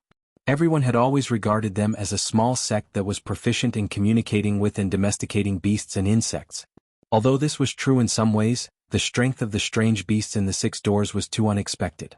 What was even more puzzling was that the 6 doors clearly had such powerful strength, so why did they hide in a corner and not reveal themselves at all? Qi Zixiao is indeed very powerful. Tai Xingjun has suffered serious injuries. It will take some time for him to recover, said the man wearing a bird feather cape, who was sitting next to the leaders of the 3 factions. Xie Kun understood and said, I will provide some sinners to Mr. Bu to heal Tai Xingjun's injuries as soon as possible. Mr. Bu can rest assured. A smile appeared on Mr. Bu's bronzed face. Tai Xingjun's self-healing ability was actually pretty good, but he would recover faster if he ate more people. The others acted as if they did not hear Xie Kun's words. Those barbarians thought that they had won this battle, but they probably didn't expect to fall right into our trap. We wanted them to think that the rolling logs and rocks were part of our plan so that they would lower their guard. If we succeed this time, Mr. Ning will have done a great service. Another person laughed. If it wasn't for Mr. Bu, I wouldn't have been able to do this even if I thought of it. A young man with a bashful smile was sitting next to a few spirit wheel experts. He looked to be about 25 or 26 years old and wasn't very strong. However, he was sitting below a few spirit wheel experts and above the generals of the major factions. From this, one could see Mr. Ning's status. Speaking of which, I still have to apologize to Mr. Ning. Tai Zai smiled. It's alright. This matter was really unexpected. I didn't expect that gigolo to impersonate someone from the Yun Nation and sneak into your midst. Fortunately, it didn't cause too much trouble. Mr. Ning laughed. Speaking of this matter, everyone's expression immediately became strange. Not only did it cause trouble, but it was also huge trouble. Thinking of the suffocating smell from those days, everyone couldn't bear to look back. At this time, the side of the mountain near the mountain path has almost been hollowed out. As long as they pass through there and let the death warriors break the support left behind, half of the mountain will collapse. Even the winged cavalry will find it difficult to escape such an earth-shattering change. Even if Qi Zixiao is fine in the end, do you think she can take down the 3 River Valley by herself? Mr. Ning smiled somewhat contentedly. Mr. Ning is right. In this battle, Mr. Ning and Mr. Bu are the main contributors. After Xie Kun finished speaking, the entire hall burst into laughter. When the time comes, we will teach those traitors a lesson. I didn't expect the dignified Qingyun sword to be the first to surrender to the barbarians. Someone said resentfully and many others echoed him. Wait until they survive the earth-shattering disaster, someone laughed. That's right. Your Majesty, the meat is ready. It's time for dinner. Ren Baqin sat in front of the fire and shouted toward the carriage not far behind him. At this moment there were a few pieces of mutton on top of the fire. After being sprinkled with spices, they emitted a fragrance that made many people secretly salivate. Ren Baqin smelled the aroma and said, with my cooking skills, even if I were to become a chef, I would still be at the level of an imperial chef. As he spoke, the Empress sat down beside him with a wine bottle in her arms. Your Majesty, eat while it's hot. Ren Baqin took a piece of mutton that was full of holes and placed it on a plate for the Empress. Just as the Empress was about to reach out, she suddenly felt something and turned her head to look behind her. What a fragrant smell. A voice came from afar. Who's that? The surrounding guards immediately drew their swords and looked in the direction of the voice. However, Rinpoche was surprised to find that there were two more people beside him. One of them was an old man or perhaps an old beggar. His hair was a mess and he had a messy beard. There were a few pieces of rags hanging on his body, and only his pants were slightly intact. However, the pants below his knees were missing and there were a few holes on them. Beside him was a woman dressed in a flowery embroidered robe. She had a bewitching face and a flower in her hair. This lady looked somewhat familiar. "Sir Rin, sorry to disturb you." The lady looked at Rinpoche coquettishly, but her eyes seemed to contain water and were sparkling. "Ning Kaichen?" Rinpoche was surprised. "That's me. However, I have already changed my name to Ning Kaichen," Ning Kaichen said coquettishly. "Who is this?" Rinpoche looked at the old beggar, who had already taken a piece of lamb from the fire and was wolfing it down, completely ignoring the Empress's cold gaze. Could this person's surname be Hongqi? "Who are you?" Many guards surrounded the fire with swords in their hands. "All of you can leave." The Empress stared at the old beggar and waved her hand to drive the guards away. "I'll treat you to a drink." The Empress threw the wine bottle to the old beggar, who unceremoniously raised his head and drank a mouthful, exclaiming, "Good wine." Rinpoche felt that there was something wrong with the Empress's reaction. One had to know that the Empress had always been domineering and fierce. Now that someone had eaten her barbecued meat, she actually gave him wine to drink? "After eating my dinner and drinking my wine, you will show me the strength of the world's most powerful expert," the Empress said after seeing him drink half of the wine in one gulp. "The world's most powerful expert?" Rinpoche's voice almost pierced the sky, showing how surprised he was. The third most powerful expert in the world was Li Yuanzhu, and the fourth most powerful expert was Tingyu, who was now the Empress. Only the first and second most powerful experts in the world were rarely heard of. It was said that these two people hadn't appeared in the world for decades. If they weren't on the list of the world's most powerful experts, many people would have thought that they were long dead. She didn't expect this old beggar to be the world's most powerful expert. Rinpoche didn't think that the Empress would recognize the wrong person, especially the world's most powerful expert. However, why was Ning Kaichen with him? Rinpoche looked at Ning Kaichen with doubt in his eyes. "This time, I brought the Shueka to exchange for the stun baton," Ning Kaichen said in high spirits. Then, his face fell and he continued, "I met this person on the way, and he insisted that my green bead take him to the sky." "Then bring him." Rinpoche didn't understand Ning Kaichen's expression. "Let's not talk about the fact that a spirit sword can't bring someone to the sky. Even a sword master like me can't do it. What's important is that my green bead has developed acrophobia since the last trip to Dayo." Pfft. He almost vomited blood. He had never heard of a flying sword suffering from acrophobia.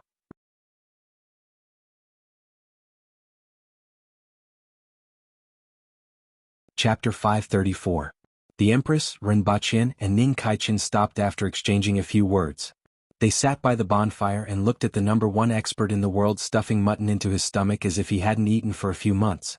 After a few minutes, he finished a large piece of mutton and then reached for the second piece. Given the Empress's protective character, it was rare that she didn't say anything. She just waited quietly, constantly adjusting her body's condition, and her eyes were filled with excitement. Rinpoche had known her for so long, but rarely saw such an expression on her face. It seemed that the long-lost number one expert in the world had appeared in front of her, and her fighting spirit was boiling. After half an hour, the man finished the mutton that Rinpoche had roasted for the Empress. He then exclaimed, "I haven't eaten such delicious food in a long time. Kid, I see that you have a good constitution and are a talent. Do you want to follow me to find the stairway to the sky?" "You want a chef, right?" Rinpoche laughed. He could tell that this person wasn't difficult to talk to. "Li Fu, you have eaten and drunk the wine. Let me see the strength of the world's number one expert." The Empress stood up from the ground with an eager look on her face. Rinpoche laughed again. He didn't expect the name of the world's number one expert to be so down-to-earth. It really did match his attire. Whether it was the Empress, Hongwu, Tingyu, or even Zhucheng, they all had the aura of an expert. However, no one would believe that the person in front of them was the world's number one expert if they didn't say so. "Don't look for me for a fight. I don't know how to do it. I'm just a blacksmith and my blacksmithing skills have been abandoned for many years." Li Fu waved his hand. "I smelled it today and couldn't resist my gluttony. Don't be so stingy, little girl."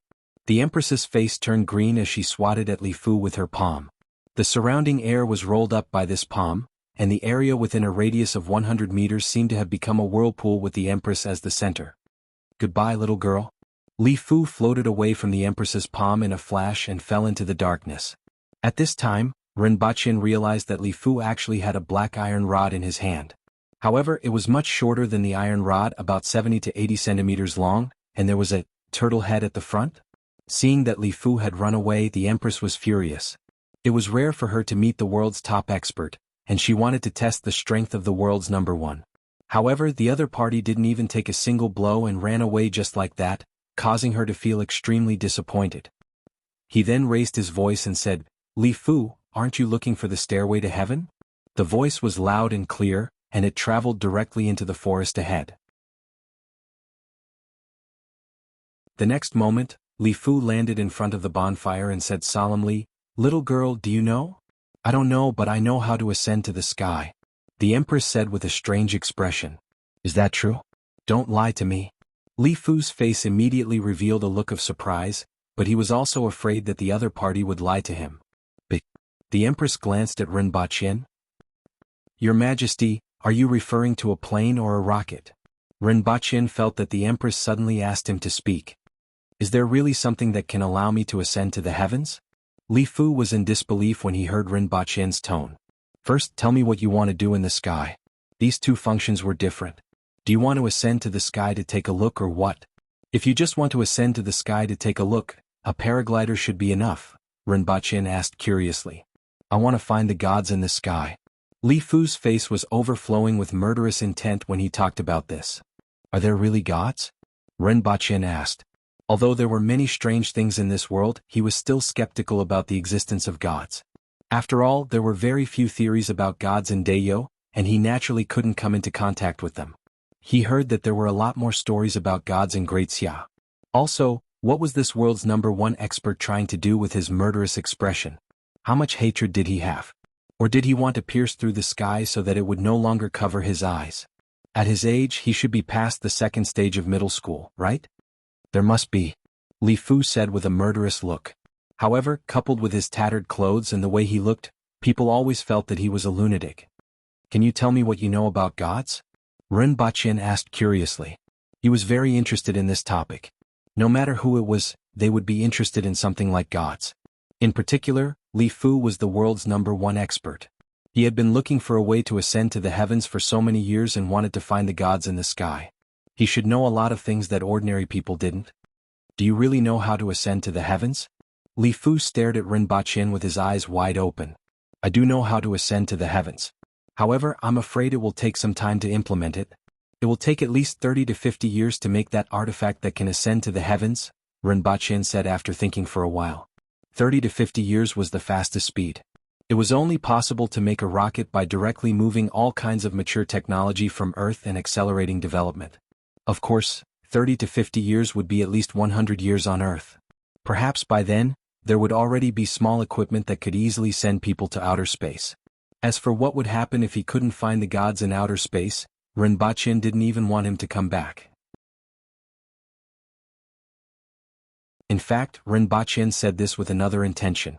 He was the world's #1 expert. If he could keep this world's #1 expert in Dayo as a fighter. Although it wasn't very possible, there might really be a chance since Li Fu was so eager to ascend to the heavens. Even if he only made a move once in a while, it would be enough. "What should I do?" Li Fu landed beside Rinpoche in a flash and grabbed his shoulder. Rinpoche felt a powerful palm grab him, and he immediately couldn't exert any strength.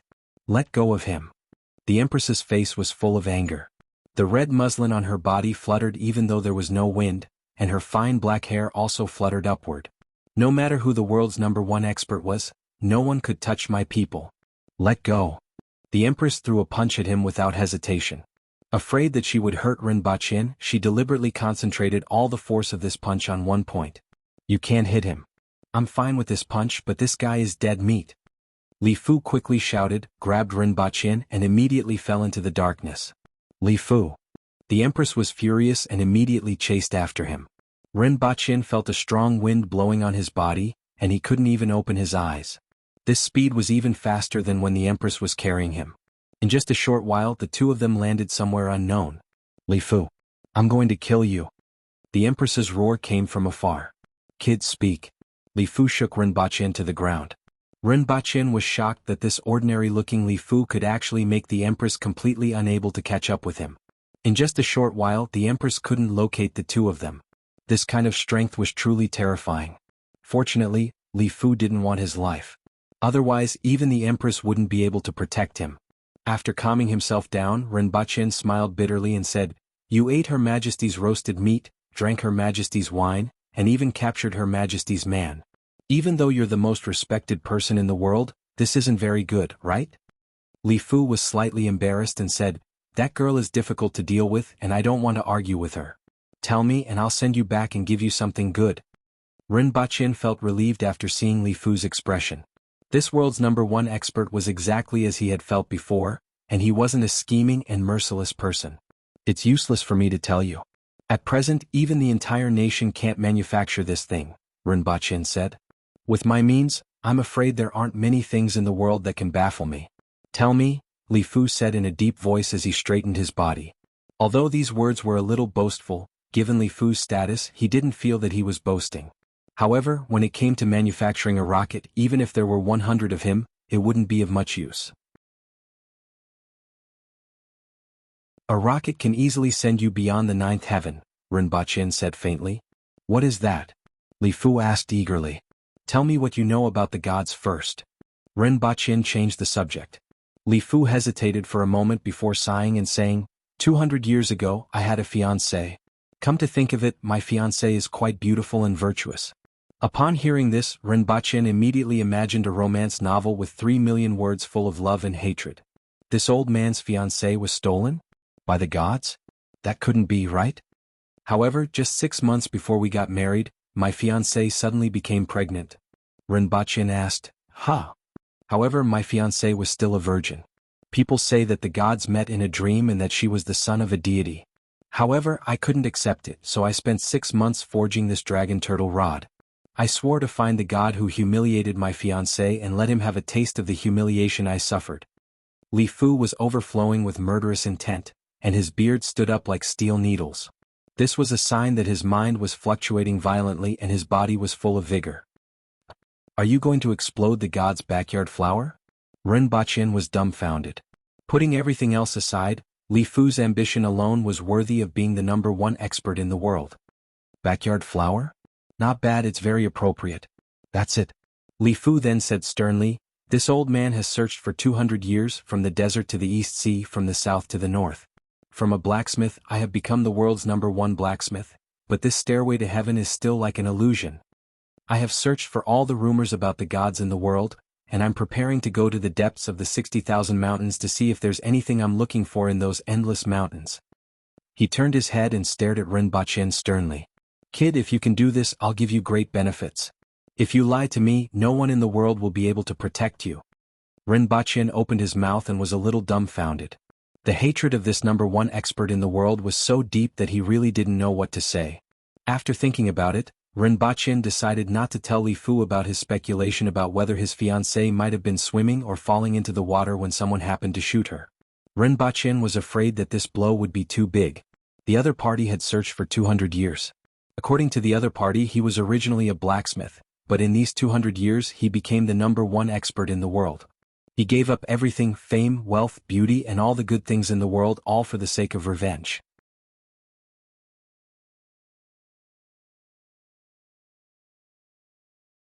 Chapter 535. Rinpochen pondered. What he wanted to know the most was how Li Fu became the #1 blacksmith in the world and how he was on his way to finding a deity. What would those martial artists in the world, who wished to spend every minute on martial arts and wanted to advance further, think of this? What would a hard-working martial artist like Rinpochen think? Also, Rinpochen had a fiancée 200 years ago, so he should be at least 220 years old now, right? The lifespan of a spirit wheel expert was generally 180 to 200 years. Even if Rinpochen lived longer than others, he should be reaching the end of his lifespan at 220 years old, right? Rinpochen heard that there was a realm above the spirit wheel level, but he didn't know if Li Fu had reached that level. Could Rinpochen wait for a rocket that would take at least a few decades to be manufactured? If not, Rinpochen could only make a hot air balloon to fool Li Fu, and his hopes of becoming the #1 fighter in the world would be dashed. At this thought, Rinpoche whispered, "Senior, to be honest, it will take at least 30 to 50 years to manufacture a rocket. I don't know if you can wait that long." "Are you afraid that I don't have enough lifespan?" Li Fu laughed. "I can wait 30 to 50 years. Although I can wait, I don't want to wait that long. For the past 200 years, I have been thinking about how to kill my way to the sky and find that deity. Tell me about your idea." "Use a rocket." Rinpoche found a stone and drew a rough pattern on the ground. "Use the thrust generated by the combustion of the fuel in the bunker to send the rocket into the sky." This old man has also thought about it.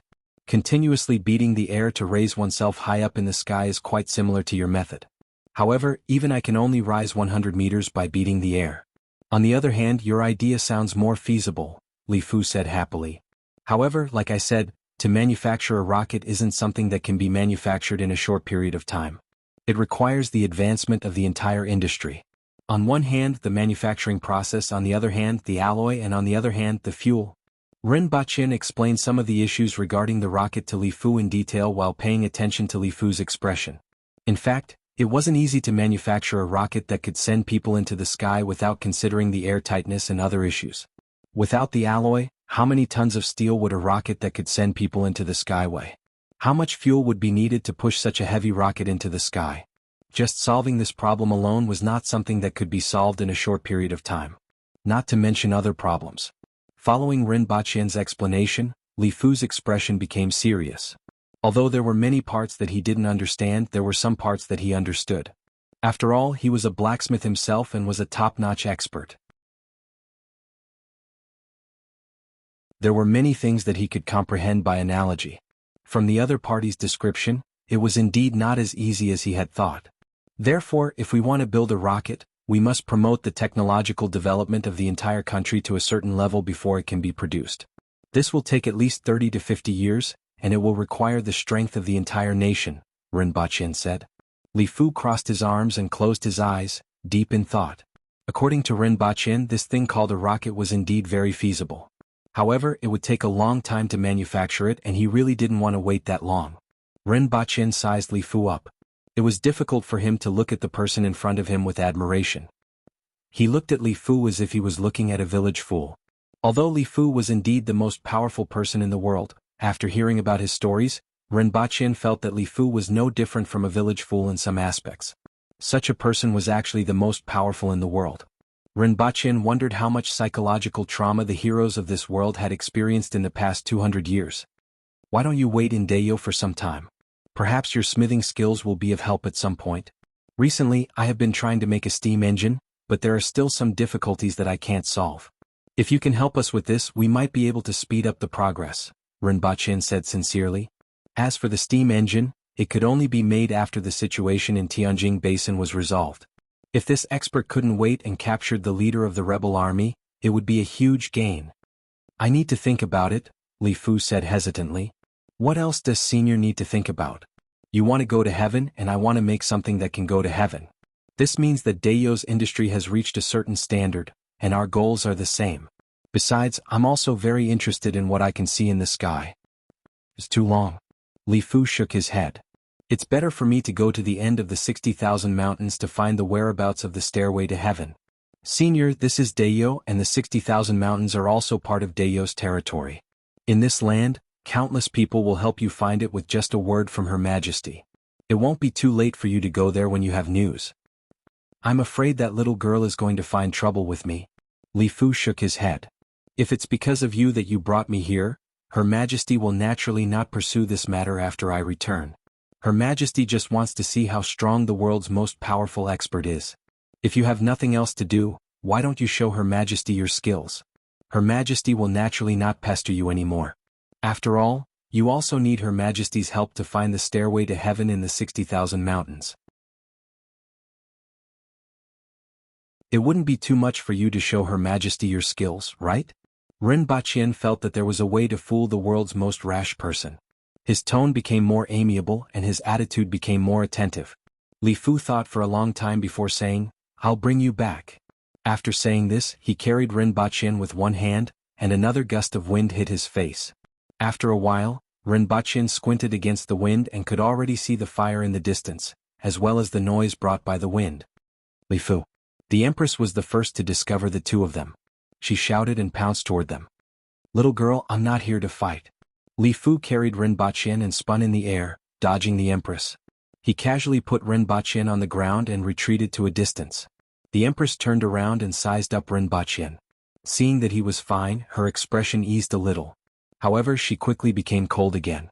Her two attacks were easily dodged by Rinpochen, which was a little hard to accept. "Your Majesty, don't be in a hurry to fight." Rinpochen saw that the Empress was about to make a move again and quickly stopped her. "Your Majesty, both of you are experts in the world. If you fight, it's hard to guarantee that you won't be injured. At this time, quelling the rebellion is more important. Your Majesty, please think twice. Furthermore, Senior has already agreed to show us his moves and broaden our horizons. Why don't you watch from the side?" The Empress frowned. Why did Rinpochen speak up for Li Fu after not seeing him for a while? However, seeing Rinpochen winking at her, the Empress knew that there had to be a reason. She snorted and didn't say anything else. "Senior, we have heard of you for a long time. It's a pity that we haven't seen you in action. Why don't you show us 3 moves and broaden our horizons?" Rinpochen turned his head and winked at Li Fu again. "Fine. Although I'm not good at fighting, I still know a thing or two." At this time their positions had changed. Now that Li Fu was the one asking the Empress for help, he no longer refused.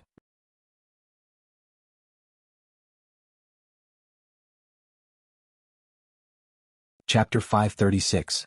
In the west direction of the Wang estuary, dozens of holes had appeared on the mountain wall. Each hole was 4 meters high and 4 meters wide. From Jianghu to the Wang estuary they had to go around the eastern side. Therefore, few people could discover the cave entrance on the west side. At this time, the hole that was originally dozens of meters above the ground was basically filled up, but there were still soldiers pouring soil out of the hole. Inside these caves, there was a thick tree trunk every dozen meters as a support. After walking for a few hundred meters, what appeared in front of them was a huge space lit up by torches. It was tens of meters tall and had a circumference of several hundred meters. Towering stone pillars stood in the space. If one looked closely, they would see tiny holes on the pillars. Countless tiny insects crawled up and down the pillars, making light but concentrated sounds. If someone with trypophobia saw this scene, they would probably have a heart attack. In this space there were countless wooden racks, soldiers coming and going, as well as many strange creatures that were 6 to 7 meters long, covered in plate armor and hard shells. They had mouse-like heads and long tails. Some of them surrounded the pillar and licked it from time to time, swallowing a large number of bugs on the pillar into their stomachs. Some of them were digging at the edge of the space or on the shelves. Whether it was soil or rocks, they were like tofu under their sharp claws. In the middle of the space, there was a wooden platform next to the thickest pillar. An old man dressed in embroidered robes sat cross-legged on it, watching everything. Beside him sat a man wearing a bird feather cape and a feathered crown. "Mr. Chiu, it should be about time, right?" The old man in embroidered robe calculated the space of the cave and asked the man with the feathered crown beside him. "It's almost time." The feathered crowned man called Mr. Chiu let out a few strange sounds, and the dozen or so people in the cave who were dressed like him shouted at the same time, and they all struck the gongs in their hands. Following the sound of the whip, the digging exotic beasts stopped and gathered near the stone pillars, licking the worms on them. "This world is truly amazing." The man in embroidered robes sighed as he looked at the strange beasts and the huge stone pillars in the cave. This strange beast was called Choyu. It was good at digging holes and was one of the beast soldiers of the 6 doors. On the other hand, the worms could eat soil and pull out stones to form such a stone pillar. The combination of these two could produce miraculous results. However, this Choyu fed on these worms. Therefore he found it very amazing. Hearing the admiration of the man in embroidered robes, Mr. Chiu smiled contentedly. It was indeed worthy of him to be praised by a spirit wheel expert. For hundreds of years, the Cho family had trained Choyu in the 6 doors. Could be said that Choyu was a part of his family. When others praised Choyu, they naturally praised him as well. When the time comes to break the pillars, we'll start from the 6 pillars in the north, from east to west, right? The man in embroidered robes asked again.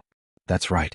As long as we cut off the 12 pillars in the north according to this order, the north side of the cave will gradually collapse.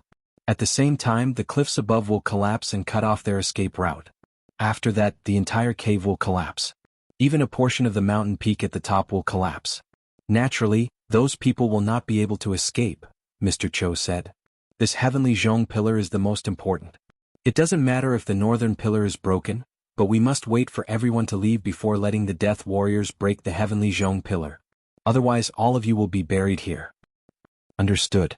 The man in embroidered robes remembered all of Mr. Chiu's words. After all, it was a matter of life and death, so he couldn't be careless. Looking up, he saw that at the top of the pillar in the middle, countless insects were climbing up to the top of the cave, piling up stones to form a stone net, connecting all the pillars together. At the same time, it was also strengthening the cave. My task is completed. We should go back.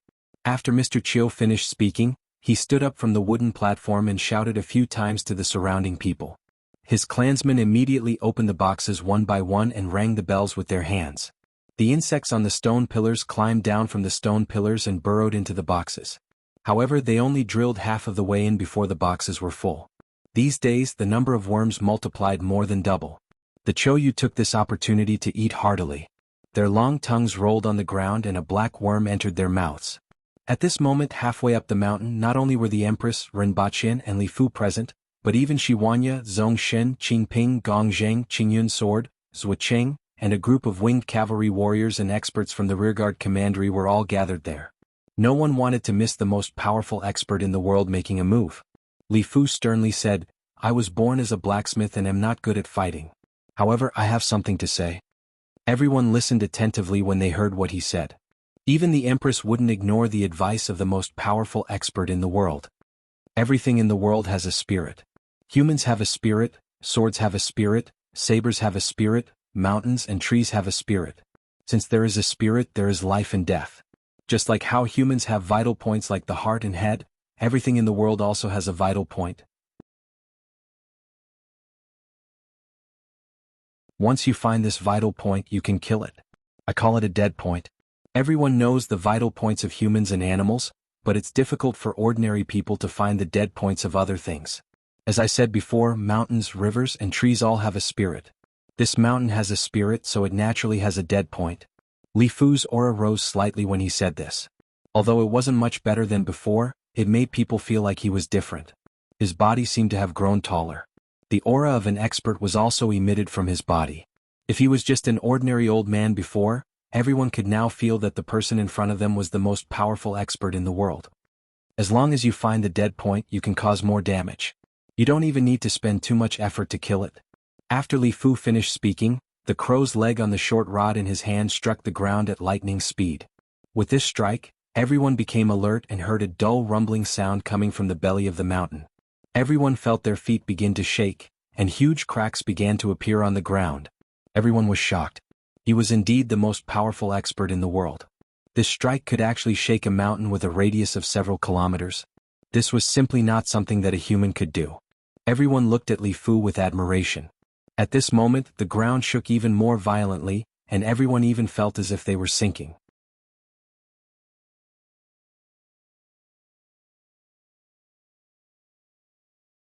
Chapter 537. No wonder he's the most powerful expert in the world. The power of this strike is earth-shattering. I'm afraid no one in this world can withstand this strike. Everyone was amazed. No retreat. Li Fu's expression suddenly changed. He appeared beside Rinbaqin at lightning speed, grabbed him with one hand and ran down the mountain. At the same time, a slender jade-like hand grabbed his other arm. The Empress stared coldly at Li Fu. "Are you trying to snatch my man? Stop looking and run. The mountain is going to collapse." Li Fu shouted, released his hand and jumped down the mountain. At this time, the mountain shook even more violently. Everyone was shocked to hear this, and they couldn't care less about anything else as they jumped down the mountain one after another. Boom. The entire left side of the mountain collapsed from the waist down. Rocks the size of a human flew everywhere, and large pieces of gravel and soil fell down. The earth-shattering scene shocked everyone. Everyone fled as fast as they could. After a while, the Empress returned to the barracks with Renbaqin. The rumbling sound was still incessant and even louder than before. When everyone turned around to look, they saw a scene that scared them out of their wits. They saw that the right side of the mountain was also collapsing toward the left side. The gravel and soil rushed into the forest and flooded the barracks. "Retreat quickly." The Empress's cold voice spread throughout the area, but there was something strange in her voice. Even she was shocked by the power of this strike. The surrounding soldiers had long been alarmed by the earth-shattering scene in the distance, and they quickly ran for their lives when they heard this. As for Rinpoche, his eyes were wide open with a dull look on his face. That idiot shattered the mountain with one strike? This was a mountain with a radius of a few kilometers, and it was actually shattered by one strike? Was it really that powerful to die a little? The collapse of the mountain lasted for 4 hours before it stopped. The soil and gravel didn't hit the barracks, but it flattened a small part of the forest at the foot of the mountain. Everyone stood there and looked at the scene in front of them in shock. There were originally 2 mountain peaks, but at this time more than half of the one on the right was gone. That place had become a pile of gravel and soil. The Wang estuary was gone. Everyone turned their heads to look at Li Fu, who had his mouth wide open in confusion. Then they looked at the hill in the distance with faces full of shock. Was this the strength of the number one in the world? This was no longer a human, he was simply a god. Rinpoche's brain was in a mess. The scene in front of him was beyond his understanding. Was this really something a human could do? Even the corners of the Empress's eyes were twitching. She weighed the disparity between her and Li Fu in her heart. After a while she felt somewhat disappointed. Li Fu's strike had dispelled her thoughts of fighting him.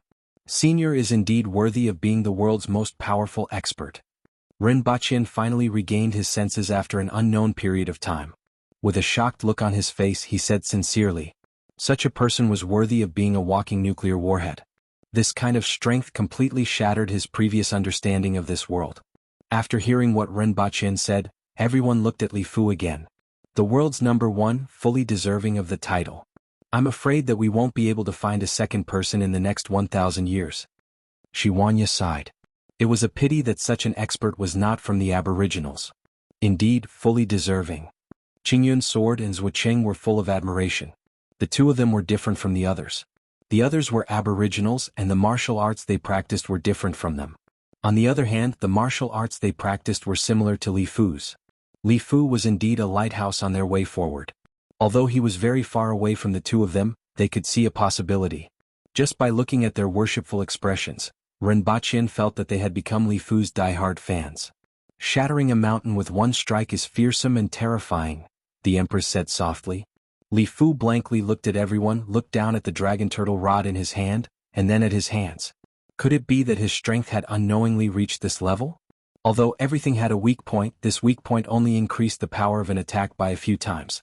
It would be fine if it was a smaller object, but it was a mountain. When he struck with his rod, he could only shatter an area with a radius of 1,000 meters, which was already considered the limit of this world. Now, it wasn't just an area with a radius of 1,000 meters, but the entire mountain. He didn't expect that he had unknowingly reached such a level.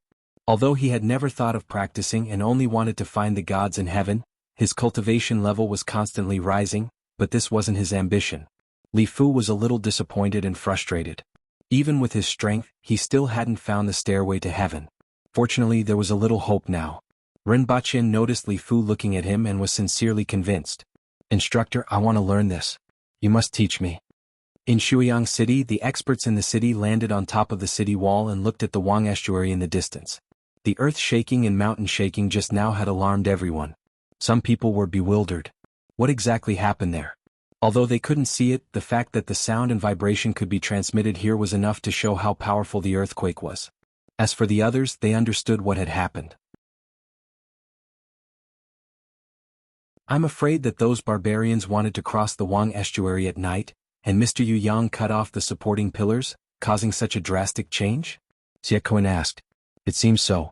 Those barbarians definitely didn't expect us to prepare such a big gift for them. I really want to see Qi Zixiao's expression at that time. Rao Yu laughed heartily. According to this power, even if Qi Zixiao was there, he wouldn't have survived. Senior Su and Senior Ji Shui have already gone to investigate. We will know when they return. Young Master Ning from the Yun Nation laughed. So what if it was Qi Zixiao? Zhu Wuzhen at the front line was overwhelmed by the barbarians. He was known as a famous general, but he couldn't compare to a few words from him. After an hour, 2 figures appeared from the darkness with shocked expressions on their faces. What's the situation? The leaders of the 3 major powers immediately asked. The Wang estuary is gone. The entire mountain has collapsed. The 2 spirit wheel experts who went to investigate landed on top of the city wall and said. Then Mr. Yu Yang? Xie Kuan asked in a deep voice. The cave entrance was buried and no one came out. I'm afraid, the two of them said sadly. How could this be? Xiekuan was shocked. According to the plan, they only needed to leave a few men of sacrifice behind. Why didn't Mr. Yu Yang escape? What about Chiu Ku and his clansmen? Mr. Bu asked anxiously. I didn't see Mr. Chiu or his clansmen or those strange beasts, the two spirit wheel experts answered. How could this be? Everyone was shocked. According to the plan, Mr. Chiu and his clansmen would evacuate first, and Mr. Yu Yang would wait until the last moment before leaving. Both sides could have completely retreated. How could they all disappear? Xiekuan's expression was uncertain. After a while he said, I'm afraid something unforeseen happened that we don't know about. Or maybe Mr. Yu Yang and Mr. Chiu realized that the barbarians wanted to pass through during the night and couldn't retreat in time, so they cut off the heavenly crystal and perished together with the barbarians. I'm afraid so. Mr. Yu Yang and Mr. Chiu, as well as Mr. Chiu's clansmen, are really brave warriors, Tai Zai said. He had a higher opinion of the people from the 6 doors. He didn't expect that there would be such experts in the sect. Although those who knew Mr. Yu Yang didn't think that he was that kind of person, the truth was right in front of them. Everyone changed their opinion of Yu Yang. What are the casualties of the barbarians? Everyone asked. If Mr. Yu Yang, a spirit wheel expert, couldn't escape, the aboriginals would probably suffer heavy casualties. At the thought of this, many people looked relieved. As long as this group of aboriginal elites died, Dayo would no longer be able to worry about Tianjin Basin. They wouldn't even be able to defend Gu City. It was really a landslide just now, and it was difficult for the two of us to get close. Furthermore, it was late at night and it was difficult to see. The two of us will go and take a look tomorrow morning. Thank you, sirs, the leaders of the 3 major powers said. At this moment, the haze in everyone's hearts had finally dissipated. All that was left was to go to the Wang estuary tomorrow morning to check on the casualties of the aboriginals.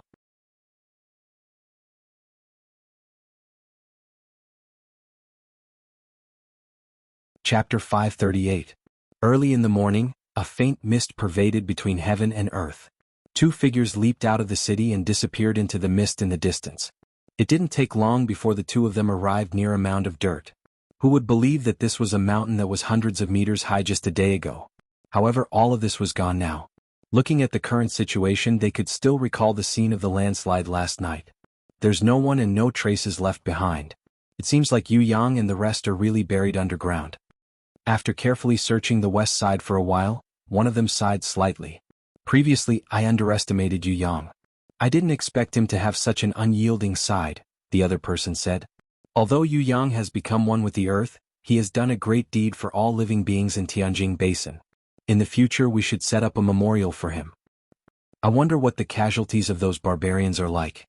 This time the collapse was more severe than expected. Other than Qi Zixiao, Shi Wanya, and a few other experts, the soldiers from the Protectorate of the South and the winged cavalry had no chance of escaping. The so-called unable to escape even if they had wings is what they faced at that time. Be careful. Let's go to the top of the mountain and take a look. The two of them reached the top of the mountain in a flash.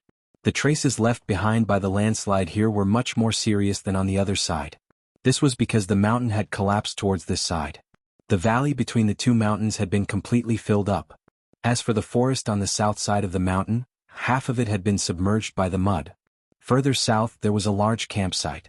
It was as if nothing had happened. The patrolling soldiers, smoke rising from kitchen chimneys and soldiers busy with all kinds of things. It was a peaceful scene. Although the landslides and the fissures were very close to them, they were separated by the forest into 2 different worlds. One world was tattered and full of holes, while the other world was as if nothing had happened. The two of them widened their eyes in an instant. Why was the other party's campsite still there? Why did it seem as if nothing had happened? What? The two of them couldn't figure it out. Perhaps it was the winged cavalry that passed through yesterday? After all, the winged cavalry is our greatest enemy. With just the Protectorate of the South, there's no way we can contend against an army of 300,000 rebels, one of them said hesitantly. Everyone had hoped that the barbarians would suffer heavy losses from the landslide, but judging from the current camp, the number of soldiers walking in the camp, and the amount of smoke coming from the kitchen, it did not seem to be the case. There must be an important reason why Yu Yang would suddenly cut down the heavenly crystal and cause the entire mountain to collapse. In that case, it could only be because of the few barbarians, the famous winged cavalry. Even if the winged cavalry had passed through yesterday, they would have been completely annihilated. It's really strange that these barbarians didn't react at all. I've long heard that these barbarians believe that after they die, their souls will return to the mountains and watch over and protect their descendants with their ancestors. Therefore they viewed life and death as a normal matter and were not afraid of it at all. From the looks of it, that is indeed the case.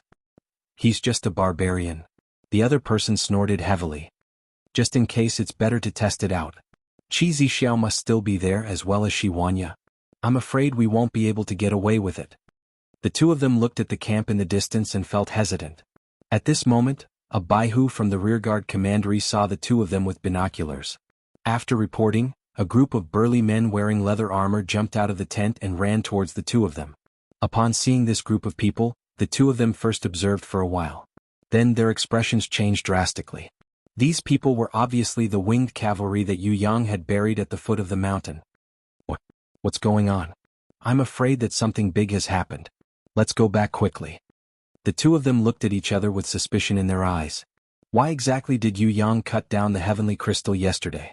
A moment later, everyone gathered in Shuiyang City. Do you mean that those barbarians didn't suffer any losses at all? Xie Kuan and the other two had ugly expressions on their faces. Last night, everyone was still in high spirits. They didn't expect to hear the worst news after just one night. Even if they did, the damage was very small, the two of them said. The two of us saw that the camp was very calm and had some doubts before, but after seeing those winged cavalry, we no longer had any doubts. Then Mr. Yu Yang, I'm afraid that something unforeseen has happened that we don't know about. I think I know what's going on. The man surnamed Ning from the Yun Nation had an ugly expression on his face for a while, but he gradually calmed down. Mr. Ning? Xie Kuan looked at him with a probing gaze. Although I don't know the reason, Senior Yu Yang must have been discovered. That's why the heavenly crystal was suddenly cut off, but those barbarians didn't suffer any losses. The sounds in the cave can't be heard from outside. Unless someone discovered that the mountain was empty and then discovered the problem. Regardless of whether those barbarians discovered it by chance or if there was an expert among them, you don't have to think too much about it. Fortunately, we still have a backup plan in case of accidents. This time, we will definitely make sure that they won't be able to return, Mr. Ning said confidently. Now that the Wang estuary has collapsed and the mountain road has been completely buried, I'm afraid it will take them 2 days to pass through. Now, please send a general to lead an army to the hill in the north and set up camp there. Make it seem like they are going to meet them at the river bank. When they see this army, they definitely won't think too much about whether there is a problem or not.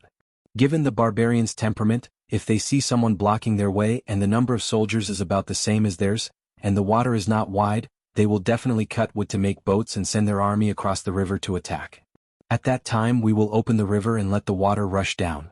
Except for the hill, everything else will be swept into the water. Naturally, most of those barbarians will become food for the fish and shrimp in the river. Hearing Mr. Ning's words, everyone calmed down. What if they discover that the water level has decreased and have suspicions? Someone asked. If those barbarians could think that much, then they wouldn't be barbarians. And no matter what, they will have to cross the river. Do you think they will go upstream to take a look? Even if they discover it, they will just open the river in advance, someone said with a smile. Everyone nodded. Indeed, even if this plan failed, there would be no loss. If it succeeded, then the harvest would be huge. However, everyone still felt that it would be difficult for the barbarians to discover that the water level had decreased and the river had become narrower. The only loss would be the crops in the north of the city.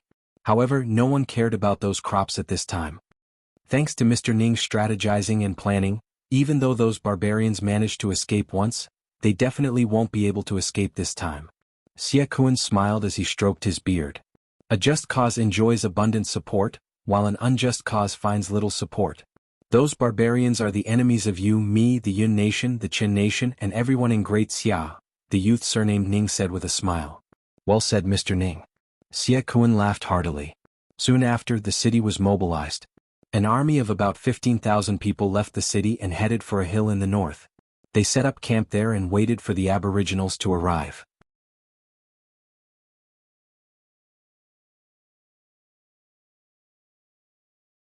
Chapter 539. Unlike the various thoughts going through the minds of the people in the south, the aboriginal barracks were very calm. The Empress sent the winged cavalry to open up a path on the newly formed hill. After all, the hill had collapsed and the original road was gone, so they had to open up a path that could allow carriages and horses to move forward. It didn't need to be very flat, but at least there shouldn't be too many rocks blocking the way. This was a piece of cake for the winged cavalry. The Baihu of the rearguard commandery were also sent out to investigate. In addition, there was a fierce man in the barracks who could smash a mountain with a stick. Even the ordinary soldiers had heard of this. The incident of Li Fu smashing a mountain with a stick was vividly told by some people. Coupled with the scene of the mountain collapsing and the ground splitting, Li Fu's reputation spread throughout the barracks. Furthermore, his status as the world's most powerful expert was a powerful proof and a legendary halo. In the barracks, Rinpochen sat in front of the Empress's tent with a mischievous look on his face. As long as he learned Li Fu's stick, his days of being beaten up by the little Lolita would finally come to an end. "Sir Rin, where's my electric baton?" Ning Kaichen was sitting not far from him with a charming look on her face. "Wait, I'll bring it to you in 2 days." Rinpochen waved her away as if she were a fly and continued to imagine himself killing everyone after learning Li Fu's godly rod. Well, godly rod was the name Rinpochen gave it. In some ways, it had the same effect as the finger of God. The only difference was that one targeted the death spot while the other targeted the G spot. After chasing Ning Kaichen away, Rinpochen turned to look at the Empress in the tent. She was sitting there with a soulless look on her face. It was rare to see an Empress like this. It seemed that the power of Li Fu's stick had dealt her a huge blow. One of them was the 4th most powerful expert in the world, and the other was the most powerful expert in the world. The Empress suddenly realized that there was such a huge gap between her and the strongest expert. How could the proud and arrogant Empress accept this? "Your Majesty, do you want to go back and relax?" Rinpochen got up and walked into the tent. "It will take at least 1 or 2 days to clear the way out." "Go back, I still have some things to think about." The Empress waved her hand. "All right." Rinpochen looked at the Empress. It seemed that she wanted to bid farewell to her homebody life and work hard to catch up. Seeing that the Empress was no longer paying attention to him, he immediately disappeared from the room. That night, Rinpochen appeared in the Empress's tent in high spirits with 2 big bags. Although the Empress wasn't by his side, his man-will level strength was enough for him to run amok in most places. At least for the past 3 days he had found a lot of fun. For example, stuffing someone's head into the toilet, or using a pistol to blow up someone's anus. He was starting to like this country of Brother Black. This kind of chaos, the feeling of completely relying on one's strength to do whatever one wanted, was really not bad. Unlike in China, where he had to abide by the law at all times. As soon as Rinpochen returned to the tent with a refreshed look on his face, he was kicked out of the tent in the dark. "Take the things outside." The Empress sent Rinpochen flying with a kick. Immediately, she felt a wave of refreshment. The worries that had been troubling her for the entire day were temporarily put to the back of her mind.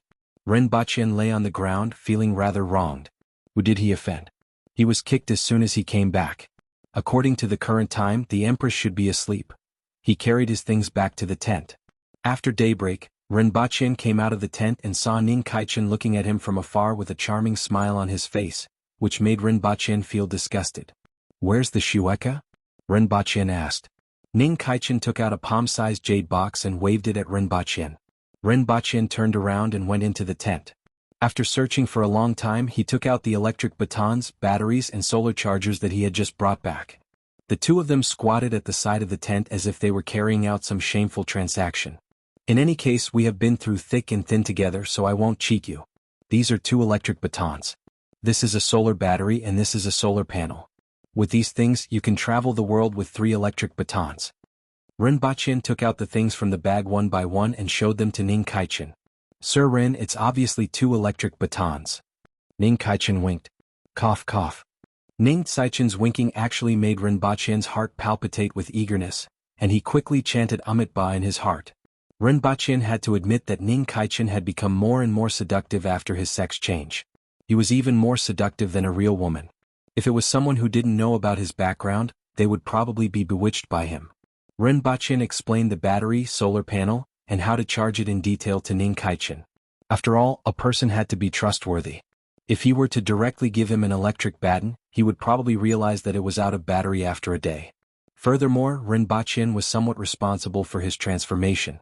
Rinpoche now hoped that these 2 electric batons could accompany him for the rest of his life. After explaining everything to Ning Kaichen, Rinpoche earnestly said, "I guarantee a replacement and not a refund. If you have any problems, come to me and I will replace them with 2 electric batons." Ning Kaichen's eyes were almost dripping with tears. "If I didn't know that Sir Rin is too fierce on the inside, I would have wanted to marry you. Forget about marrying me." Rinpoche waved his hand.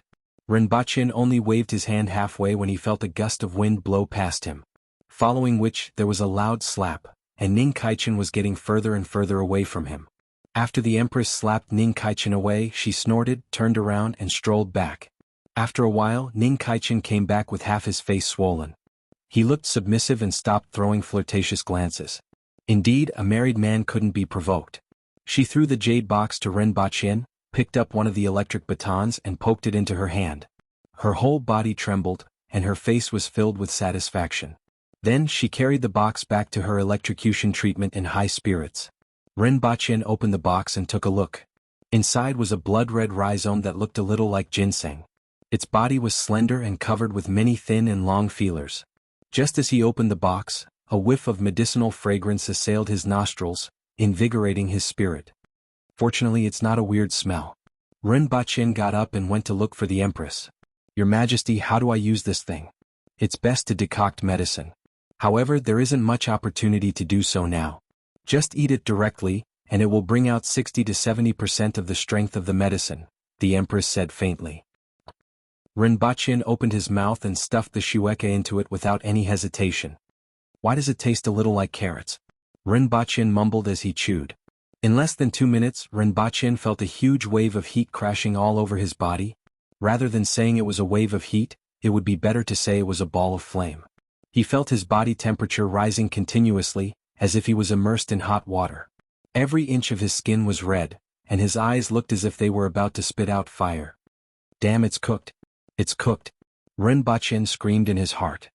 He opened his mouth, but no words came out. This kind of high temperature made his brain muddled. All the sweat glands in his body were excreting water frantically. It was as if he was taking a shower, and his clothes were drenched in the blink of an eye. At this moment, the Empress walked to his back and slapped his body more than 10 times consecutively. The raging flames in Rinpoche's body were immediately dispersed into his body. "Throw him into the water," the Empress said faintly as she walked to Rinpoche's side and sized up his expression. When he lowered his head, he saw a tent that was erected high above him.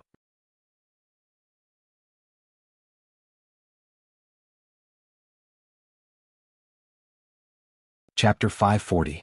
At this moment, Rinpoche felt countless tiny flames covering his entire body and burning every inch of his flesh. It was as if he was hammering out the impurities in steel. The black filth that came out of his body was washed away by the river water around him. However, outsiders couldn't see this clearly because steam was coming out of Rinpoche's body as if there was a fog around him. In his mind, there was an earth-shattering change. The original world of fire began to collapse. The volcano collapsed, lava and gravel flew in all directions, and strong winds started to blow. The metal chain and the spear, which were previously comfortably soaking their feet in the lava, suddenly jumped up and drilled out of Rinpoche's head. Rinpoche was tightly tied up with a metal chain.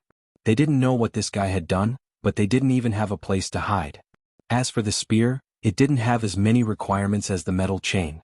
It just floated beside Rinpoche as if it was weightless. When the river water washed over the spear, it would split into 2. The Empress stood on the shore and looked at the faint mist in the water without saying a word. Although the shueka was effective, it was only effective against Rinpoche. She could easily disperse this level of medicinal power, so she naturally didn't need to worry. However, even though she said this, she still stood at the side and watched quietly. Li Fu suddenly appeared beside her, carefully sensed, and asked in surprise, "Is it really a heaven-grade weapon?" Li Fu still looked like a beggar with tattered clothes and messy hair. Although Rinpoche had asked someone to send him a new set of clothes, he didn't care. To him, it didn't make a difference whether it was new or tattered. It had already been 200 years, so how could there be any more surprises?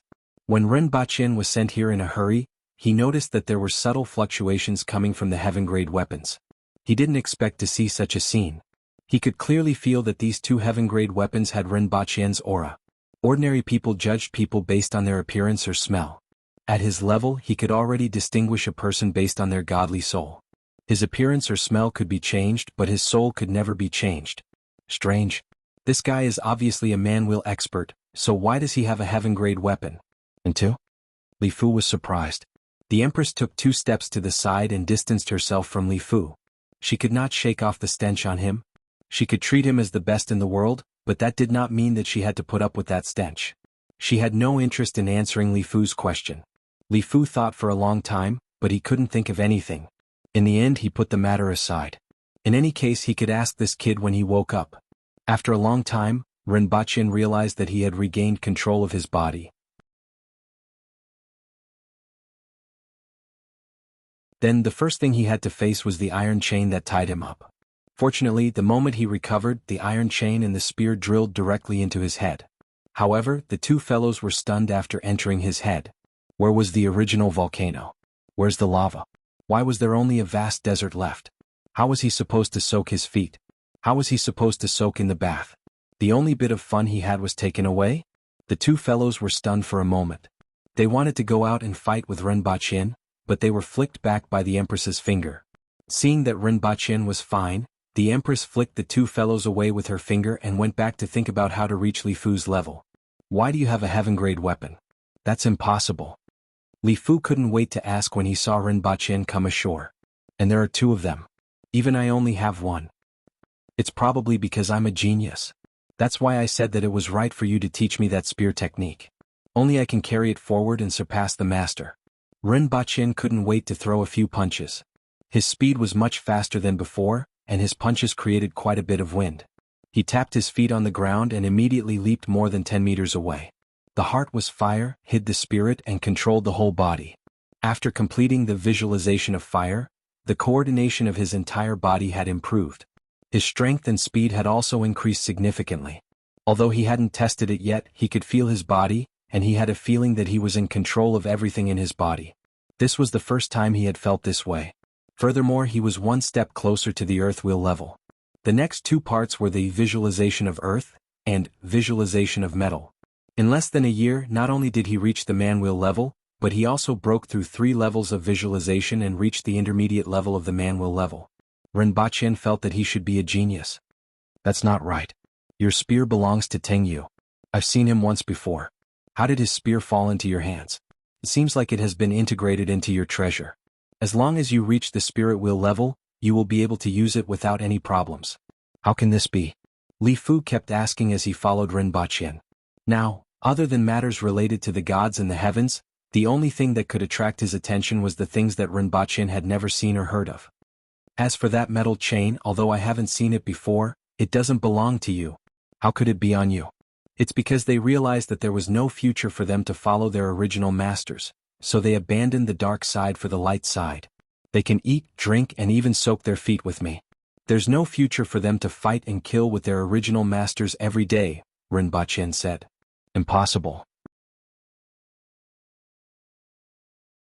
Although heaven-grade weapons are condensed from spirits, they don't have their own thoughts. Li Fu said seriously. Ask them if you don't believe me. Rinpoche spread his hands. No, there must be something wrong. Li Fu's eyebrows were wrinkled, and his unkempt hair was swaying non-stop. He couldn't figure out how such a thing could happen. He realized that he had been searching for the gods all these years and didn't know much about the various secrets. Otherwise, he would definitely be able to guess the secret. Rinpoche performed a set of Fist of Death. The wind from his fists whistled, and each step left a deep mark on the ground. After finishing his practice, Rinpoche looked at the marks left on the ground and was somewhat satisfied. They were almost half as deep as before. He looked up at Li Fu and saw that he was still frowning and thinking hard. Rinpoche said, Senior, since you can't figure it out then, say no more. I will definitely figure out the reason. Li Fu reached out to stop Rinpoche.